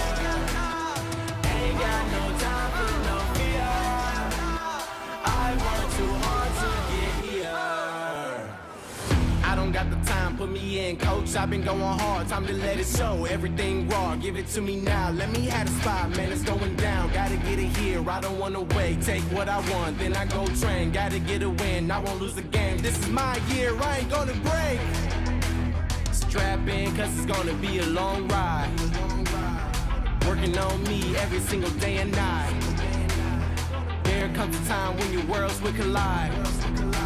If it's holding you back, push it right to the side. On another level, I will never settle. Mind over matter, get the gold medal. On another level, I will never settle. Mind over matter, get the gold medal.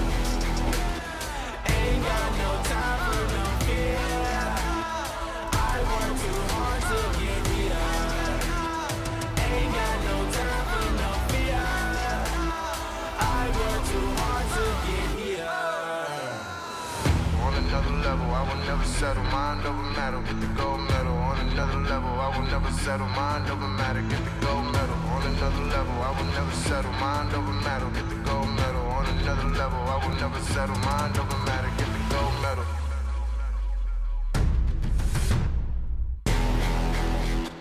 Ain't got no time for no fear. I work too hard to get here. Ain't got no time for no fear. I work too hard to get here. Ain't got no time for no fear. I work too hard to get here. Ain't got no time for no fear. I work too hard to get here. Ain't got no time for no fear.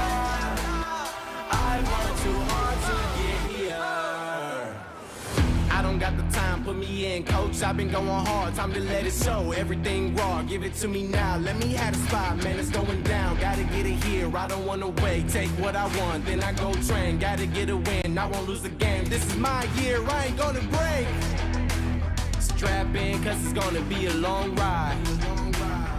Working on me every single day and night. There comes a time when your worlds will collide. If it's holding you back, push it right to the side. On another level, I will never settle. Mind over matter, get the gold medal. On another level, I will never settle. Mind over matter, get the gold medal. Ain't got no time for no